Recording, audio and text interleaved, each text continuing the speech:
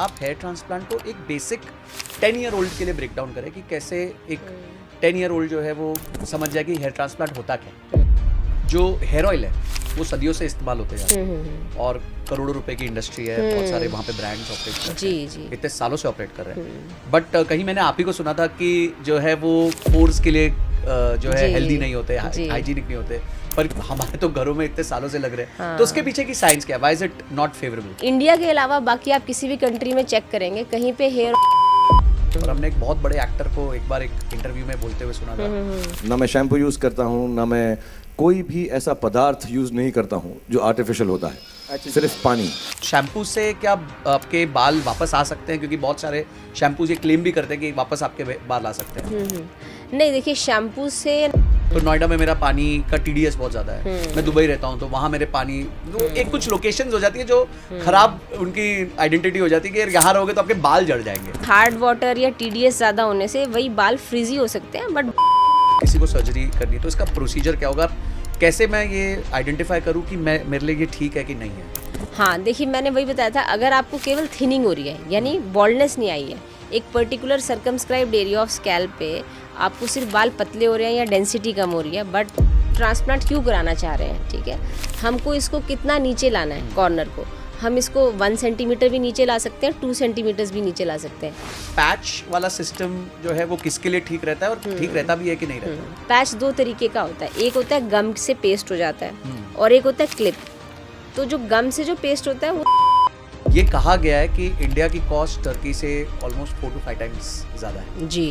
तो अगर किसी को यूरोप से या अमेरिका से कोई एनआरआई है तो वो क्या प्रेफर करता है जनरली, कि इंडिया आना प्रेफर करता है या टर्की जाना प्रेफर करता है?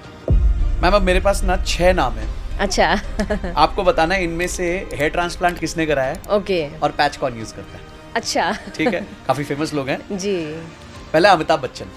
हेयर लॉस, ऐसे इंटरेस्टिंग डेटा पॉइंट्स हैं, सुन के होश उड़ जाएंगे। 25% मेन जिनमें मेल पैटर्न बॉल्डनेस फाइंड की गई है उनके बाल 21 साल से पहले झड़ने लग जाते हैं। 35 साल की उम्र तक आते आते 3 में से 2 मेल्स में नोटिसेबल हेयर लॉस होने लग जाता है। 50 साल की उम्र तक 85% मेल में हेयर थिनिंग पाई जाती है। International Society for Hair Restoration Surgery ने यह फाइंड आउट किया था कि 60% मेन ये कहते हैं कि भगवान करे उनके पास पैसे कम हो, दोस्त कम हो, पर बाल ज्यादा हो। आज global hair loss treatment market $1 billion industry बन गई है। पर कुछ ऐसी चीजें हैं जो हमारे माइंड में अभी भी मिथ की तरह चिपकी हुई हैं, और यही मिथ मुझे भी थे। तो जब मैंने इंटरनेट सर्च करना चालू किया अपने क्वेश्चंस के जवाबों के लिए, तो मुझे एक नाम मिला, डॉक्टर आरेका बंसल, जो कि फाउंडर है यूजेनिक्स क्लिनिक के। इन्होंने बहुत सारे सेलिब्रिटीज का हेयर ट्रांसप्लांट किया है, जैसे मोहम्मद शमी, रवि शास्त्री और बहुत ही $multi-billion बिजनेसमैन का भी। तो मैंने सोचा मैं उनको संजय कथुरिया पॉडकास्ट पे इनवाइट करता हूं और समझता हूं आज कंप्लीटली कि हेयर लॉस को लेके और हेयर ग्रोथ को लेके क्या मेरे मिथ्स हैं, क्या जनता के मिथ्स हैं और उनका सोल्यूशन क्या है। तो आज के इस पॉडकास्ट में हमने हेयर लॉस को एंड टू एंड डिस्कस किया है, क्या रीजंस हैं, क्या मिथ्स हैं और किस तरीके से हेयर लॉस को कम किया जा सकता है और हेयर ट्रांसप्लांट को यूज करके अपने कॉन्फिडेंस को वापस पाया जा सकता है। अधिकतर मर्द ये सोचते हैं हेयर लॉस होने के बाद उनका कॉन्फिडेंस कम हो जाता है। अगर आप भी ये प्रॉब्लम फेस कर रहे हैं तो आज का पूरा पॉडकास्ट जरूर देखिएगा। एंड तक आते आते आपको क्लियरली समझ आ जाएगा कि आपको क्या स्टेप्स लेने चाहिए प्रिवेंटिव, और अगर प्रिवेंटिव नहीं तो आगे जाके क्या स्टेप्स लेने चाहिए ताकि आप ये प्रॉब्लम फेस ना करें। तो चलिए मिलते हैं डॉक्टर आरेका बंसल से। Areka ma'am, thank you so much, आप संजय कथुरिया पॉडकास्ट पे आए। मैं ना आपको फॉलो करता हूँ, आपके पॉडकास्ट देखता हूँ, तो मेरे को बड़ी इच्छा हुई कि मैं आपको बुलाऊं और आपसे बात करूं अराउंड हेयर ट्रांसप्लांट। अच्छा, इस पे मैं आपको थोड़ी सी ना पहले पर्सनल एक जर्नी बताता हूँ। मुझे किसी डॉक्टर ने रीच आउट किया जी। मैं नहीं जानता था उनको, and he reached out of concern कि भाई ऐसा लग रहा है आपके भी बाल थोड़े से थिन हो रहे हैं, डेंस कम हो रहे हैं, ओके। तो आपको हेयर ट्रांसप्लांट कराना चाहिए। अच्छा। तो मेरे मन में ना बहुत क्वेश्चंस थे, जी। तो मैं सोचा किससे पूछूं ये क्वेश्चंस, तो मुझे लगा आपसे अच्छा कोई नहीं होगा। तो आज का जो पॉडकास्ट है वो मेरे पर्सनल क्वेश्चंस भी हैं, Okay. एंड आई थिंक उससे ज़्यादा मैं मुझे लगता है कि मैं इंक्विजिटिव होऊंगा तो मैं अच्छा ये निकाल पाऊंगा। मैम, हेयर ट्रांसप्लांट को लेके बहुत सारे मिथ्स हैं और बहुत सारे कंसर्न्स हैं, तो मैं सबसे पहले चाहूँगा कि आप हेयर ट्रांसप्लांट को एक बेसिक 10 ईयर ओल्ड के लिए ब्रेक डाउन करें कि कैसे एक 10 ईयर ओल्ड जो है वो समझ जाए कि हेयर ट्रांसप्लांट होता क्या है। ये सबसे बेस्ट तरीका है कि आपको चीज़ को डेप्थ में समझने का, कि explain to me like a 6 year old और अ 10 year old।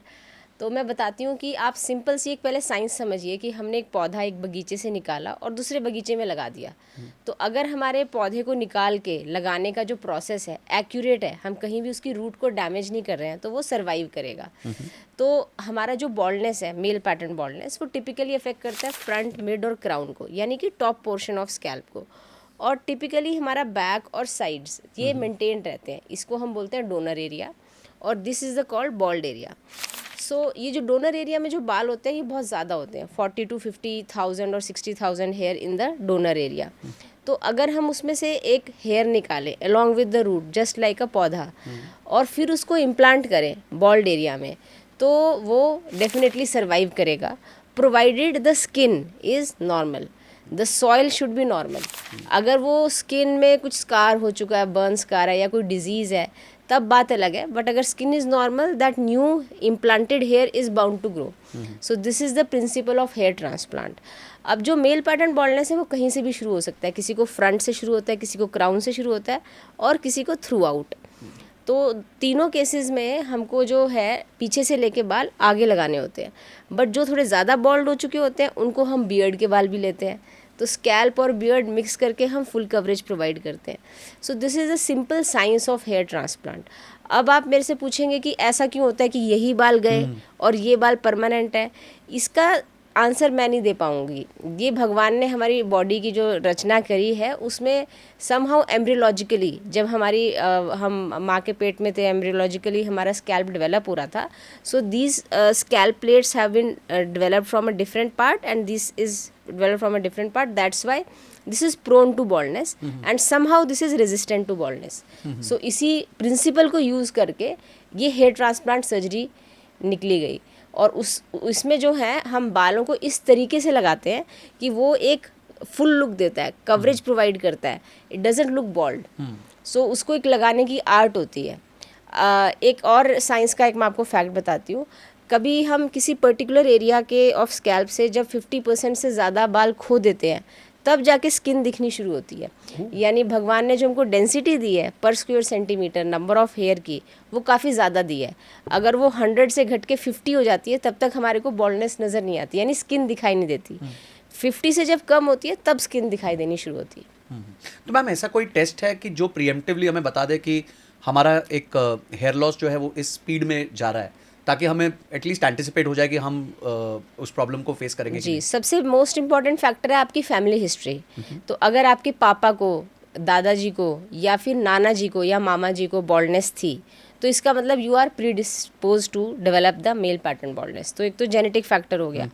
दूसरा है, आपको ये देखना होगा कि आपको अपनी पिक्चर्स लेनी होंगी, global pictures from the front, sides, top view, और उसको आप अपने डेट डाल के लैपटॉप में रख लीजिए। 3 महीने बाद आप रिपीट करिए pictures with the same hair length and with the same standardisation, same distance से, तो आप रिपीट करिए। उसमें अगर आपको चेंजेस दिख रहे हैं तो ये that means baldness is progressing. This is the most easiest and सबसे अफोर्डेबल वे टू मॉनिटर कि आपकी बॉल्डनेस प्रोग्रेस कर रही है कि नहीं। जहाँ तक ब्लड टेस्ट की सवाल है, ब्लड टेस्ट से आपकी बॉल्डनेस का कुछ खास पता चलेगा नहीं कि आप बॉल्डनेस के लिए प्रीडिस्पोज्ड है कि नहीं, और अगर बॉल्डनेस होगी तो किस स्पीड से बढ़ेगी, ये चीज़ आपको ब्लड टेस्ट से नहीं पता चलेगी। ब्लड टेस्ट आपको कराना चाहिए for vitamin D deficiency, iron deficiency या फिर कैल्शियम डेफिशिएंसी, जो all those dietary deficiencies which can lead to hair loss, उसके लिए आप ब्लड टेस्ट करा सकते हैं। बट मेल पैटर्न बॉल्डनेस में उसकी ज़रूरत नहीं है। मैम ये मिथ है या रियलिटी है, आप बताएंगे कि जो हेयर ऑयल है वो सदियों से इस्तेमाल होते जा रहे हैं और करोड़ों रुपए की इंडस्ट्री है, बहुत सारे वहाँ पे ब्रांड्स ऑपरेट कर रहे हैं, इतने सालों से ऑपरेट कर रहे हैं। बट कहीं मैंने आप ही को सुना था कि जो है वो पोर्स के लिए जो है हेल्दी नहीं होते, हाइजीनिक नहीं होते, पर हमारे तो घरों में इतने सालों से लग रहे हैं। तो उसके पीछे की साइंस क्या है? Why is it not favourable? हाँ, वो हेयर ऑयल को लेके बहुत नेगेटिव बैकलैश आया था उस टाइम पे। मुझे सब कोई बोल रहे थे कि आपने ऐसा क्यों बोला, बट मैं रियलिटी बता रही थी। इंडिया के अलावा बाकी आप किसी भी कंट्री में चेक करेंगे, कहीं पे हेयर ऑयल लगाने का ट्रेडिशन होता नहीं है। और हेयर ऑयल लगाने का फ़ायदा ये है कि आपके जो रूट्स हैं जो कि ऑयली होते हैं वहाँ पे अगर ऑयल ना लगाएं, लेंथ पे लगाएं। जैसे हमारी लेंथ के बाल रूखे होते हैं, तो अगर लेंथ पे 2-4 बूंद हम लगाएं तो हम उसकी फ्रिजीनेस को काउंटर कर सकते हैं। That is the only role of hair oil as a external conditioning effect for the hair shaft, the hair tips which are very very frizzy. तो जो महिलाएँ हैं जिनमें बाल लंबे होते हैं, उनमें वो शैम्पू के बाद अगर 1-2 बूंद हेयर ऑयल की लेंथ में लगा लें, या फिर सीरम भी एक ऑयल टाइप की चीज़ होती है, थोड़ा कंसिस्टेंसी कम होती है, तो दोनों को लगा लें लेंथ में, तो अपनी फ्रिजीनेस को काउंटर कर सकते हैं। अब इंडिया में आपको पता है कितने डस्ट और पॉल्यूटेंट्स हैं एयर में। अगर आप ऑयल भी लगाओगे तो all those dust and pollutants will stick on to your scalp skin, और फिर आपको वहाँ पे फुंसियाँ, दाने, फंगस, इचिंग, रेडनेस, वो सारी प्रॉब्लम्स हो सकती है। तो इसीलिए आपको शैम्पू अच्छे से करना चाहिए ताकि रूट्स क्लींस हो जाएं शैम्पू के टाइम, क्योंकि ऑयल आपकी स्किन नॉर्मली भी प्रोड्यूस कर रही है। तो बट जहाँ तक आता है ऑयल इंडस्ट्री, तो स्किन पे definitely oil is helpful. Oil आपको hands, coconut oil hands, legs पे लगाना चाहिए to counter dryness of skin, but not on scalp skin. पर मैम अगर आप कह रहे हैं कि हाथ पे ड्राइनेस के लिए आप कर लो तो हमारी स्कैल्प भी तो ड्राई हो सकती है, तो उसके लिए ठीक नहीं रहता? उसके लिए इसलिए ठीक नहीं है बिकॉज हमारी हर हेयर रूट में एक ऑयल ग्लैंड होता है। हमारी जो टिपिकल आप फॉलिकल का स्ट्रक्चर अगर देखेंगे, स्किन के नीचे हम जाते हैं तो हेयर रूट होती है, रूट में मेलानोसाइट सेल्स होते हैं, स्टेम सेल्स होते हैं, और बगल में एक सिबेशियस यानी ऑयल ग्लैंड होता है जो कंटिन्यूसली ऑयल प्रोड्यूस करता है। वो जो ऑयल है वो आके ऊपरी सतह पे आ जाता है, हमारे स्कैल्प की ऊपरी सतह पे फैल जाता है। और अगर हम शैम्पू ढंग से ना करें, मान लीजिए कोई हफ्ते में एक बार शैम्पू कर रहा है, तो वो जो सतह पे फैल जाता है तेल, वो उस पर डस्ट चिपकती है, फंगल पार्टिकल्स चिपकते हैं और फंगस ग्रो करना शुरू कर देती है। उस फंगस का एक स्पेसिफिक नाम भी है मैलासीजिया फरफर। तो जब वो फंगस ग्रो करती है तो वो फ्लेकिंग कॉज करती है। तो ये टीनेजर्स में बहुत कॉमन प्रॉब्लम है। आई वुड से 60-70% teenagers might be having the dandruff problem, because उनकी प्यूबर्टी के टाइम पे ऑयल प्रोडक्शन बहुत ज़्यादा बढ़ जाती है, बच्चों में भी बहुत ज़्यादा होती है। But then when they enter 30s तो कम हो जाती है ऑयल प्रोडक्शन, और 40s-50s में और कम हो जाती है। तो टीनेजर और यंग चिल्ड्रन में ऑयल लगाने से ये प्रॉब्लम बहुत ज़्यादा बढ़ सकती है अगर ऑयल आप स्कैल्प पे लगाएंगे तो।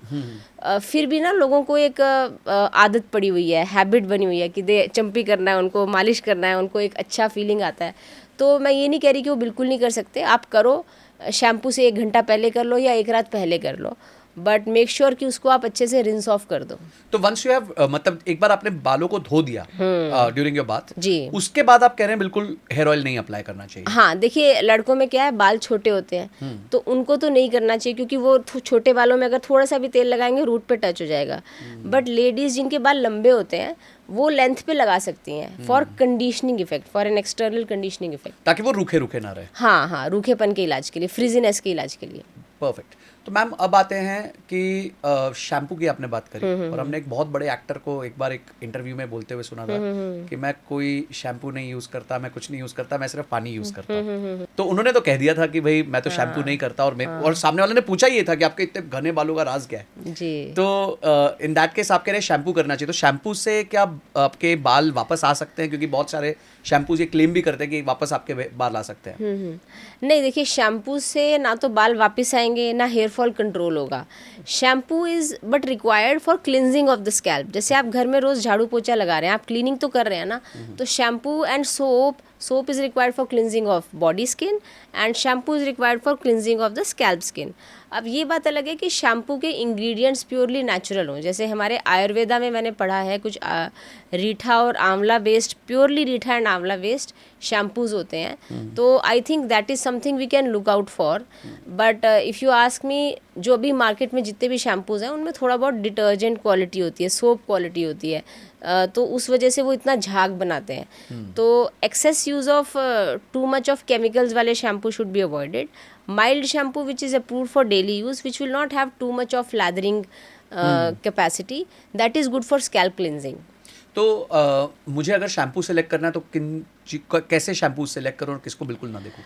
देखिए मैं ये बोलूँगी कि अगर आपको डैंड्रफ की समस्या नहीं है तो आप कोई मेडिकेटेड एंटी डैंड्रफ शैम्पू मत यूज़ कीजिए, because medicated anti dandruff shampoo usually आपके हेयर रूट्स, हेयर लेंथ को वो कर देता है, फ्रिजी कर देता है। तो आप कोई भी ऐसा माइल्ड शैम्पू मार्केट से ले सकते हैं जिसके ऊपर लिखा हो approved for daily use, that is a mild shampoo. अब आप चाहे उसको डेली ना यूज़ करके ऑल्टरनेट डे यूज़ करें, but that would be one of the milder shampoos.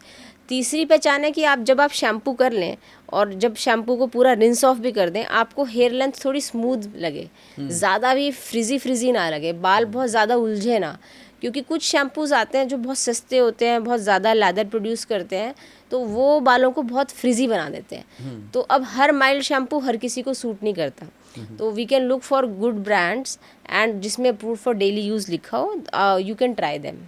अच्छा मैम, अब जो इंस्टाग्राम पे ना बहुत सारे नुस्खे, देसी नुस्खे आने लग गए हैं। जी। तो कोई कहता है रोजमेरी लगा लो, कोई कहता है अनियन लगा लो, कोई कहता है गार्लिक लगा लो, कोई कहता है दही लगा लो, कोई कहता है ये पेस्ट लगा लो, मिक्सचर लगा लो और 15 दिन छिड़कते रहो, तो आपके बाल वापस आ जाएंगे, घने हो जाएंगे, ब्लैक हो जाएंगे। तो क्या ये सब सच है या ये भी वर्क नहीं करता? हाँ, देखिए रोजमेरी का जो है एक आया है कंपोनेंट की it helps in hair growth, the rosemary का जो एक्सट्रैक्ट है। देन आपने अनियन गार्लिक की बात करी, उसमें एक कुछ इरिटेंट्स होते हैं जो कि अगर आप स्किन पे रब करेंगे तो थोड़ी सी हेयर रीग्रोथ कर सकते हैं, because they have irritant quality. तो ये जितने भी आपके प्रोडक्ट्स हैं, इसके कुछ पेप्टाइड बेस्ड सीरम्स भी आते हैं जिनमें ये सब कंपोनेंट्स हैं, यानी कि अनियन एक्सट्रैक्ट का कंपोनेंट है, रोजमेरी का कंटेंट है, that can be used as a hair serum, hair regrowth serum for hair roots. But अगर आप उसको रॉ फॉर्म में लगाएंगे, जैसे अगर आपने सीधा प्याज का रस लगा लिया, तो वो आपकी स्किन को इरिटेट भी करेगा, स्मेल भी आएगी, तो वो एक थोड़ा रिस्की हो सकता है। तो better to use some hair serums and hair regrowth peptide serums for the hair roots, जिनमें ये सारे कंपोनेंट्स हों। मैम वापस अभी थोड़ा सा यहीं पे चलते हैं, शैम्पू, ये सीरम्स और ये सब चीज़ों में। तो कुछ लोग कहते हैं जैसे ये क्लिनिकली टेस्टेड है या 100% एंटी डैंड्रफ है, तो ये क्लेम्स क्या फेक होते हैं या एक्चुअल रियलिटी में टेस्ट किए जाते हैं, और कितनी सैंक्टिटी है उनके टेस्टिंग की? देखिए ये जो क्लेम है कि हम हेयर फॉल को रिवर्स कर देंगे या बॉल्डनेस को क्योर कर देंगे, ये तो गलत है। बट हाँ, clinically tested for human use, that is correct, है ना, कि आप एक ह्यूमन बींग्स यूज़ कर सकते हैं, that is a correct according to me, although I am not very much deep in to those rules and regulations जो products को वो करते हैं, मेरे को उसका दैट इज़ नॉट माई की expertise area, but I think more or less the products are safe because they are being regulated by government guidelines. But we should not rely on shampoo or oil and even serum for that matter कि वो आपके baldness को reverse कर देगा। Baldness को reverse करने के लिए, बाल झड़ते हुए बालों को वापस से रीग्रो कराने के लिए आपको अपने डर्मेटोलॉजिस्ट, स्किन स्पेशलिस्ट से मिलना चाहिए, ताकि वो आपकी कंडीशन को इवैल्यूएट करें, आपके पूरी हेल्थ को इवैल्यूएट करें एंड अकॉर्डिंगली आपको बेस्ट ट्रीटमेंट गाइड करें। मैम मैं प्रोसीजर पे आऊँ उससे पहले मैं ना थोड़ा ये जानना चाहता हूँ कि आज अगर एक व्यक्ति ये पॉडकास्ट देख रहा है तो वो क्या हैबिट्स को बंद कर दे, चाहे वो ईटिंग हो, लाइफस्टाइल हो, और क्या हैबिट्स को चालू करे ताकि हो सकता है जितना डेफर हो जाए हेयर फॉल, ताकि जितना लेटर इन द लाइफ ये आए वो अच्छा है। करेक्ट। सबसे पहले तो मैं बोलूँगी कि बहुत ज़्यादा हेयर का स्ट्रेस मत लीजिए, ठीक है। मेरे पास 19-20 साल के लड़के आते हैं कि मेरे पापा को बॉल्डनेस है, आप अभी से बाल लगा दो ताकि हमको फ्यूचर में बॉल्डनेस हो ही ना। तो बहुत ज़्यादा सोचते हैं लोग, उस वजह से वो they become socially isolated, emotionally depressed, job नहीं लेंगे, कॉलेज नहीं जाएंगे। सो वो चीज़ें अवॉइड करिए, आप एक अच्छे हेयर डॉक्टर से मिलिए, और it is one of the external things, ये ब्यूटिफिकेशन की चीज़ है। So being obsessed with the looks is not a very healthy thing. तो उसको आप यंग एज से शुरू कीजिए। अगर आपके पेरेंट्स को बॉल्डनेस है, you can consult the doctor at an early stage who can evaluate कि आपको बॉल्डनेस हो भी रही है कि नहीं। कभी कभी क्या होता है, कोई टीनेज से एडल्टहुड में ट्रांसफॉर्म हो रहा है, तो टीनेज की हेयर लाइन थोड़ी सी ऐसे होती है, as soon as they become adult थोड़ा एम डेवलप होता है, तो वो उसको मिस्टेक कर लेते हैं कि मुझे तो गंजापन शुरू हो गया, और वो फिर भागते हैं कि मेरी अभी से सर्जरी कर दो। 18, 19, 20 साल की उम्र में बोलते हैं कि अभी से सर्जरी करो, तो वो ये नहीं समझ रहे कि इस टाइम पे वो अपनी बॉडी को परमानेंटली डिफॉर्म करा लेंगे। तो मेरा मतलब निष्कर्ष ये है कि ज़्यादा हेयर के बारे में उतना स्ट्रेस मत लीजिए। नंबर 2, महिलाओं में मैं बोलूँगी कि बालों को बहुत टाइट ना बांधें, ठीक है। बहुत टाइट हेयर स्टाइल से भी स्टाइल हो गया है। हाँ, टाइट हेयर स्टाइल से बाल आगे के खींचते रहेंगे, हेयर लाइन ऊपर शिफ्ट होती रहेगी। तो बालों को थोड़ा लूज़ बांधे, लूज़ क्लचर से बांधे। और वो स्टाइलिंग के लिए बालों को बहुत हीट से एक्सपोज करते हैं, जैसे आयरनिंग करते हैं और बहुत हॉट एयर से ड्राई करते हैं, वो सब बंद करिए। बालों को नेचुरल एयर से ड्राई करिए और बालों को बहुत ज़्यादा लंबे देर तक गीला मत छोड़िए। जैसे शैम्पू के बाद बालों को गीला ही छोड़ दिया, वो शाम तक रात तक सूखते रहेंगे, उससे भी हेयर शाफ्ट ब्रिटल होता है और ज़्यादा ब्रेकेज बढ़ सकती है। ये तो हो गई कुछ एक्सटर्नल चीज़ें। अच्छा हाँ, तेज़ गर्म पानी से बाल नहीं धोने, ल्यूकवार्म या ठंडे पानी से बाल धोने हैं, बिल्कुल स्टीमिंग हॉट वाटर से वो भी आपका स्कैल्प और हेयर रूट्स को डैमेज कर सकता पर है। शावर के टाइम तो लोग जनरली, नहीं, और ये उसमें शायद मैं खुद टेम्परेचर, मेरे लिए भी अच्छा, ये फेस करता हूँ। टेम्परेचर कंट्रोल होता है उसमें, तो या तो आप ठंडे से ही हेड वॉश कर लीजिए या हल्का गर्म से बकेट में लेके करिए, अगर शावर में आप कंट्रोल नहीं कर पा रहे हैं टेम्परेचर तो। क्योंकि तेज़ गर्म पानी, स्टीमिंग हॉट वाटर आपके हेयर रूट्स को डैमेज करेगा, हेयर फॉल को एक्सेलरेट कराएगा। तो ये तो हो गई कुछ एक्सटर्नल चीज़ें। और number one, the other thing, hair oil लगाना बंद कर दीजिए अगर आप बहुत ज़्यादा लगाते हैं तो। और कई लोग हेयर ऑयल चंपी के करते वक्त रूट्स को खींचते हैं, वो भी अवॉइड करना है क्योंकि रूट्स पे ज़्यादा खिंचाव नहीं पड़ना चाहिए। फिर आ जाते हैं खान पान पे। खान पान पे आई वुड से कि आप ग्रीन लीफी वेजिटेबल्स लीजिए और हाई प्रोटीन डाइट के लिए पनीर, हमारे जितनी भी दालें हैं, लेग्यूम्स, मूंग दाल, सोयाबीन, राजमा, छोले, उस पर आप रिलाई कीजिए। देन यू कैन टेक, अगर आपका डाइटरी प्रोटीन उससे नहीं पूरा हो रहा है, then you can take a protein powder. ज़्यादा नहीं, 1 स्कूप तक आप ले सकते हैं। और खाने में कुछ चीज़ें आप कट डाउन कर सकते हैं, बिकॉज पनीर काफ़ी हैवी होता है, अगर आप वो सब चीज़ें खाएंगे, चीज़ और पनीर, तो बहुत हैवी हो जाएगा। तो you can cut down on roti, rice, potato, all these things have very less, almost no protein, but you should take lot of green leafy vegetables, all the colored vegetables you can take, and then nuts में I would say 6 to 7 almonds and 1 walnut, और fruits में you can take half और 1 pomegranate and apple every day. सो उससे आपकी एक wholesome एक diet बन जाएगी which will take care of macronutrient and micronutrient. So ये हो गया आपका dietary pattern. Then less underrated factor is sleep. तो अगर आप कंटिन्यूसली कम सो रहे हैं दिन पर दिन, तो क्या है कि एक स्ट्रेस फैक्टर एक्यूमुलेट होता रहता है and that can also lead to hair loss. तो नींद भी लेना बहुत ज़रूरी है एंड प्रेफरेबली सर्केडियन रिदम को फॉलो करिए. सर्केडियन रिदम का मतलब है जब रात हो गई उस टाइम पे आप सो जाइए. बहुत रात को 2-3 बजे सोना और फिर सुबह 10-11 बजे उठना, उससे आपकी सर्केडियन रिदम डिस्टर्ब होती है. तो preferably sleep by 9 or 10 or 11 and get up by 5-6 what ever is your sleep duration. जो आपकी रियल स्लीप ड्यूरेशन है आप उसको फॉलो करिए. 1-2 बार मिस हो जाए तो ठीक है, बट कभी कभार दिन पर दिन आप कम सो रहे हैं तो वो स्ट्रेस बहुत एक्यूमुलेट हो जाता है, that can cause hair fall. पर जेनजी के साथ तो ये प्रॉब्लम हो ही रही है कि they are sleeping late and waking up. हाँ, वो उनको स्पेसिफिकली स्क्रीन टाइम बंद करना पड़ेगा. जैसे अगर आप वो मान लो 10 बजे सोना चाहते हैं तो 7-8 बजे के बाद स्क्रीन ना देखें. उस टाइम पे बुक्स पढ़ लें, कुछ पढ़ाई कर लें. तो पढ़ाई करते टाइम तो वैसे ही नींद आ जाती है, तो देखें स्लीप अर्ली.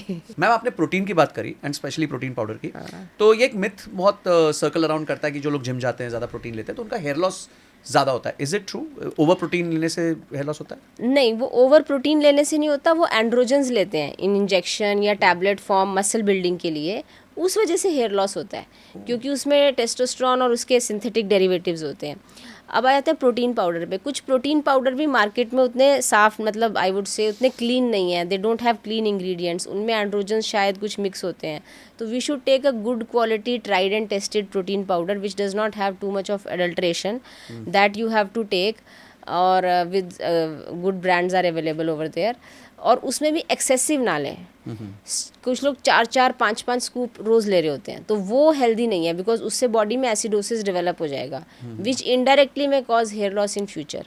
सो आपकी जो जितनी डाइटरी रिक्वायरमेंट है, मान लीजिए आपका वजन 65 kgs है, सो यू नीड रफली 65 grams ऑफ प्रोटीन और maybe little bit more if you are exercising. Your requirement becomes 70 or 75 grams per day. So out of that 75 grams, 80% should come from the solid diet. अच्छा. And 20% you can take from the protein powder. तो मतलब 15-20 ग्राम से ऊपर का आप नहीं ले सकते प्रोटीन पाउडर. हाँ हाँ और लोग यहाँ पे एक्चुअली 70-75 ग्राम्स पूरा ही प्रोटीन पाउडर ले लेते हैं. हाँ, वो गलत कभी है. कभी 2-3 हाँ. स्कूप कर लेते हैं. देखिए, कुछ लोग जब मसल बिल्डिंग में जाते हैं तो वो अपनी रिक्वायरमेंट से डबल ले रहे होते हैं. यानी कि अगर उनकी रिक्वायरमेंट 75 है तो वो 150 ले रहे होते हैं.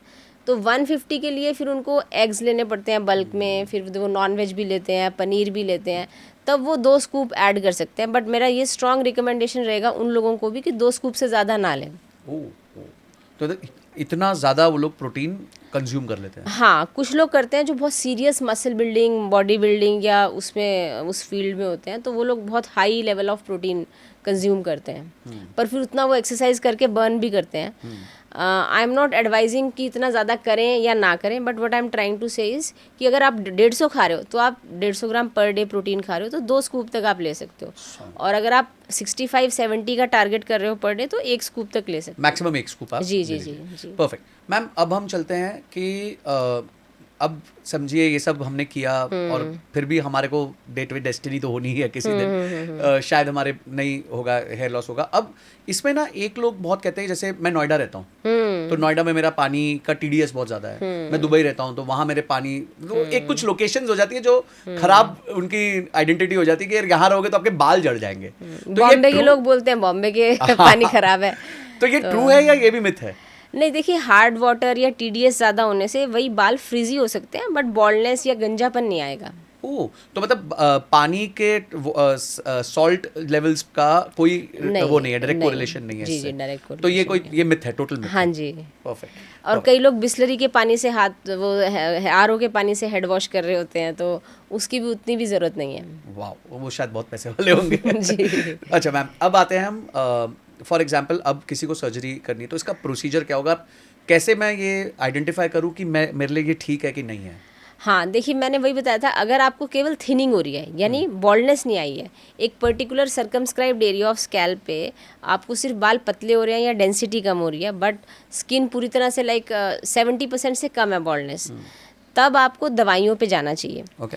और अगर कोई एरिया पूरी तरह बॉल्ड हो गया है, जहाँ पे पूरा चिकना हो गया है, वहाँ पे बाल वापस नहीं आएंगे, तब सर्जरी के लिए जाना चाहिए। तो अब मैं सबसे मोस्ट कॉमन जो पैटर्न होता है वो है हेयर लाइन रिसेशन। आपकी हेयर लाइन धीरे धीरे धीरे ऊपर रिसीड होनी शुरू हो जाती है, आपके कॉर्नर्स भी डीप जाने लगते हैं, जैसे आपके केस में भी corners are the ones which are going. तो we can do a hair transplant. Corners को नीचे लाने के लिए या हेयर लाइन को नीचे लाने के लिए transplant is the only answer. अगर आपका टेम्पल पीछे चला गया तो उसको वापस आगे लाने के लिए transplant is the only answer. Crown में अगर केवल पतले पतले बाल हैं तो वो मोटे हो सकते हैं दवाई से, बट अगर पूरा चिकना हो गया है तो फिर transplant is the only answer. तो वो आपके डॉक्टर देख के आपको बेहतर गाइड कर पाएंगे, नंबर 1। नंबर 2, आपने ट्रांसप्लांट करा लिया तो ये मत एज्यूम करिए कि लाइफ टाइम की छुट्टी होगी, अब कोई स्ट्रेस नहीं है, नहीं। ट्रांसप्लांट से आपका हेयर फॉल नहीं रुकता, hair fall will still continue, so you may develop newer areas of baldness beyond the transplanted zone. तो इसीलिए आपको उन बालों को बचाने के लिए दवाई भी लेते रहना होगा। तो ये वन टाइम सोल्यूशन नहीं है, मतलब ये जी हो सकता है आपको लाइफ टाइम में 2-3 बार करवाना पड़ जाए, डिपेंडिंग अपॉन। हाँ, अगर आपका बॉल्डनेस बहुत तेज़ी से फैल रहा है तो आपको 2-3 बार करवाना पड़ सकता है, बट अगर आपकी एज 50 को क्रॉस कर चुकी है तो चांसेस कम है, बिकॉज बॉल्डनेस 50-55 की एज तक प्रोग्रेस करता है, उसके बाद मोर और लेस स्टेबलाइज हो जाता है, मोस्टली जैसा देखा गया है। तो कौन से एज ग्रुप में सबसे ज़्यादा तेज़ी से बॉल्डनेस मूव करता है? 20s, जैसे अगर किसी को 18-19 की एज पे शुरू हो जाए तो 18 से लेके 25 तक बहुत रैपिडली प्रोग्रेस करता है, 25 to 30 के बीच में थोड़ा स्लो डाउन होगा, 30 to 35 में और स्लो डाउन होगा। तो जैसे जैसे एज बढ़ती है the speed of progression comes down, the grade of baldness might increase but the speed of hair loss and baldness progression slows down as we approach 45-50। तो मतलब मुझे थोड़ा सा कम रिस्क है क्योंकि मैं 40s में आ चुका हूँ। जी जी जी।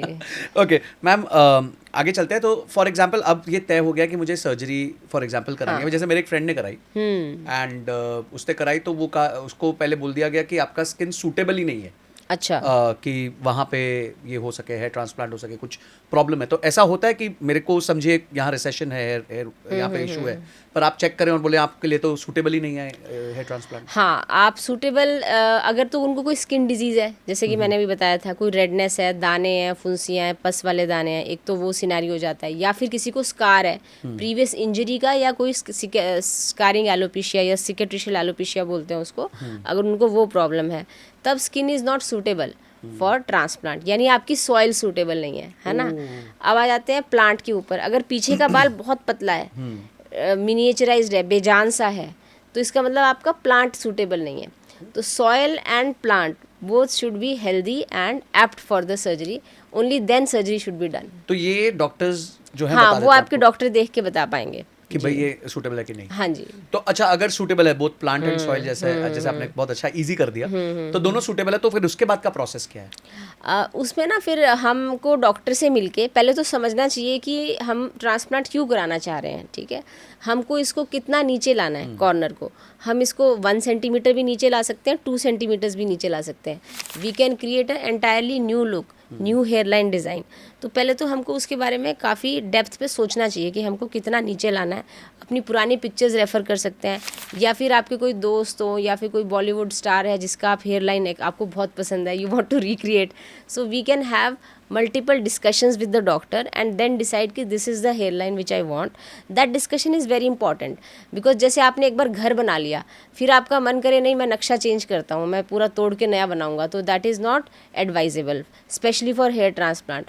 तो आपने जो हेयरलाइन डिज़ाइन बनाया उसके लिए आप पूरा अच्छे से सोचिए और अपने डॉक्टर से डिस्कस करिए. It should be anatomically correct and normal look, natural looking. It should not be a unnatural shape. तो आप एक natural shape, anatomically correct shape अपने फेस के स्ट्रक्चर के हिसाब से आप डिज़ाइन करवाइए डॉक्टर से, उसके बारे में सोचिए. And once you and your doctor are on the same page कि हमको इस एरिया में करना है and this is the hairline that we want to opt for, then हम आपको कुछ लिस्ट ऑफ ब्लड टेस्ट देते हैं. तो आपको वो ब्लड टेस्ट कराने होते हैं, haemoglobin, liver function test, kidney function test और कुछ वायरल मार्कर्स. तो जब वो टेस्ट सारे नॉर्मल आ जाते हैं, then we fix up the date for the surgery. On the day of surgery again we first do a proper marking and we mark के बाल कहाँ से निकालेंगे, कहाँ लगाएंगे, वो सारा मार्किंग और प्लानिंग डिज़ाइनिंग जब हो जाता है, उसके बाद हम पेशेंट को ओटी में ले जाते हैं. तो उसमें हम इंजेक्शंस देते हैं ताकि आपकी स्किन नम हो जाए. अब ये समझना बहुत ज़रूरी है कि सर्जरी बहुत सुपरफिशियल है, मिनिमली इन्वेजिव है, इसमें कोई अंदरूनी नुकसान नहीं है. कई लोग पूछते हैं कि मेरे को परमानेंट हेडेक हो जाएगा, ब्रेन में कोई डैमेज तो नहीं होगा, तो वैसा कुछ नहीं है, बिकॉज इट स्किन की सुपरफिशियल सर्जरी है ये. तो हम इंजेक्शन दे के एरिया को नम कर देते हैं and then we extract and implant at the same time. तो वो जो एक्सट्रैक्ट और इम्प्लांटेशन की जो आर्ट है, दैट इज़ वेरी इंपॉर्टेंट कि आपकी जो स्लिट्स है वो किस तरीके से बने हैं. जैसे कि हम बिल्डिंग बनाते हैं तो हमारी foundation is the most important thing. Foundation किसी को दिख नहीं रही है, but foundation is guiding the strength of the building and the नक्शा ऑल्सो. सिमिलरली जो हम स्लिट्स बना देते हैं, तो slit will determine the angle, depth, direction and density of the emergent hair. तो एक बार जब स्लिट्स बन जाते हैं, फिर उसमें एक्सट्रैक्शन, इम्प्लांटेशन, पौधे को निकालना और उसको इम्प्लांट करना, वो साथ साथ चलता रहता है. तो अगर हमारा सारा प्रोसेस एक्यूरेट है, एक्यूरेसी पे मैं बहुत फोकस करूँगी, क्योंकि अगर हमने निकालते टाइम रूट को डैमेज कर दिया, उसको डालते टाइम रूट को डैमेज कर दिया, तो वो पौधा उगेगा ही नहीं. सो that is one simple science. तो हमको रूट में जहाँ पे उसकी लाइफ है और एक बल्ज एरिया होता है रूट के पास, both these areas should be completely protected from any kind of mechanical trauma. तो हम कुछ स्पेशल इम्प्लांटर्स यूज़ करते हैं ताकि रूट और बल्ज एरिया प्रोटेक्टेड रहे. और नो रूट टच टेक्निक, जब वो टच ही नहीं होंगे, प्रेस ही नहीं होंगे, क्रश नहीं होंगे, तो there is zero risk of damage. So that is the principle we use. तो मैम ये सारा प्रोसेस आप करते हैं यूजेनिक्स में करते हैं. जी. तो थोड़ा मैम यूजेनिक्स के बारे में बताइए, बिकॉज जब आपके बारे में रिसर्च कर रहे थे तो कंपनी के बारे में भी आया जी. तो how did it start, how was your journey personally? हाँ, तो देखिए, I am dermatologist from AIIMS new Delhi. तो वहाँ पे पोस्ट ग्रेजुएशन के बाद we were basically dermatologist, but being in AIIMS we had a very good exposure of dermato surgery. Skin की surgeries जो होती हैं उनका हमको काफ़ी अच्छा एक्सपोजर था. हेयर ट्रांसप्लांट तब हमने बहुत ज़्यादा नहीं किया था. Very few cases of cicatricial alopecia हमने तब करे थे, बट हमको स्किन की सारी सर्जरीज़ पे बहुत अच्छे से ट्रेन कर दिया जाता था. Every weekly we had sessions and we used to do all kind of skin surgeries. तो skin surgeries were giving very gratifying results, long lasting results. जो स्किन की सुपरफिशियल सिस्ट हो गया, कुछ भी हो गया, तो एक नेचुरल प्रीडिस्पोजिशन था कि हाँ, हमको डर्मेटो सर्जरी में कुछ करना है. Hair transplant is one of the dermatosurgeries which we learned later. I visited centers, big clinics in workshops in conferences in US, in India. हमारे जो सीनियर्स जो हमसे मतलब 10, 20, 30 साल से कर रहे थे, उनसे हमने सीखा. We brought in the best quality instrumentation from all across the world. और उस रिसर्च में, R&D में 60-70% इंस्ट्रूमेंट्स तो वेस्ट ही गए, but we had an exposure कि किसको कैसे करना है. हैंड्स ऑन हमने ट्रेनिंग्स करी. तो उसके बाद we started our practice. And initially, me and Dr. Pradeep, we are the co-founders. So we founded in Dehradun. तो वहाँ पे we primarily had dermatology practice and hair transplant was one of the dermatosurgeries. But gradually जैसे results आने लगे तो हमारे पास patients दूर दूर से आने लगे, यानी कोई बैंगलोर से आ रहा है या कोई बहरीन से आ रहा है, कोई दुबई से आ रहा है, तो the location was a hindrance. तो then we gradually move to Delhi and then we have a center in Bombay also in 2017 and in Hyderabad also. And now we have a lot of clinics, but we make sure that the quality is well adhered to. तो 2014 में we stopped doing the skin because skin में क्या होता है कि different kind of focus and attention is needed. तो surgery में इतना टाइम बचता नहीं है कि आप स्किन की भी ओपीडी करो. हाँ, स्किन की ओपीडी करो. तो we stop doing cosmetology, lasers and all other skin surgeries also. We stop doing that and we focused on hair transplant. अब वो एक ही चीज़ आप रोज़ रोज़ करोगे, उसका एक फ़ायदा भी है, एक नुकसान भी है. फ़ायदा ये है कि आपका कंपाउंडिंग बेनिफिट मिलता है जो आपका आप हमेशा बताते हो. तो वो कंपाउंडिंग बेनिफिट मिलता है एक्सपर्टीज़ में भी, टीम का भी जो है टीम का जो कोऑर्डिनेशन है वो भी बढ़ जाता है. तो वो चीज़ कर करके हमको उसके वो मिला, but it is monotonous at the same time. So we have to learn to enjoy it. And हम जो करते हैं, हम हाई मैग्नीफिकेशन और हाई इल्यूमिनेशन में करते हैं surgery. It's a micro surgery. तो अगर आप जितना मैग्नीफाइड तरीके से करोगे, आपकी स्पीड तो कम होगी पर एक्यूरेसी बढ़ जाएगी जी.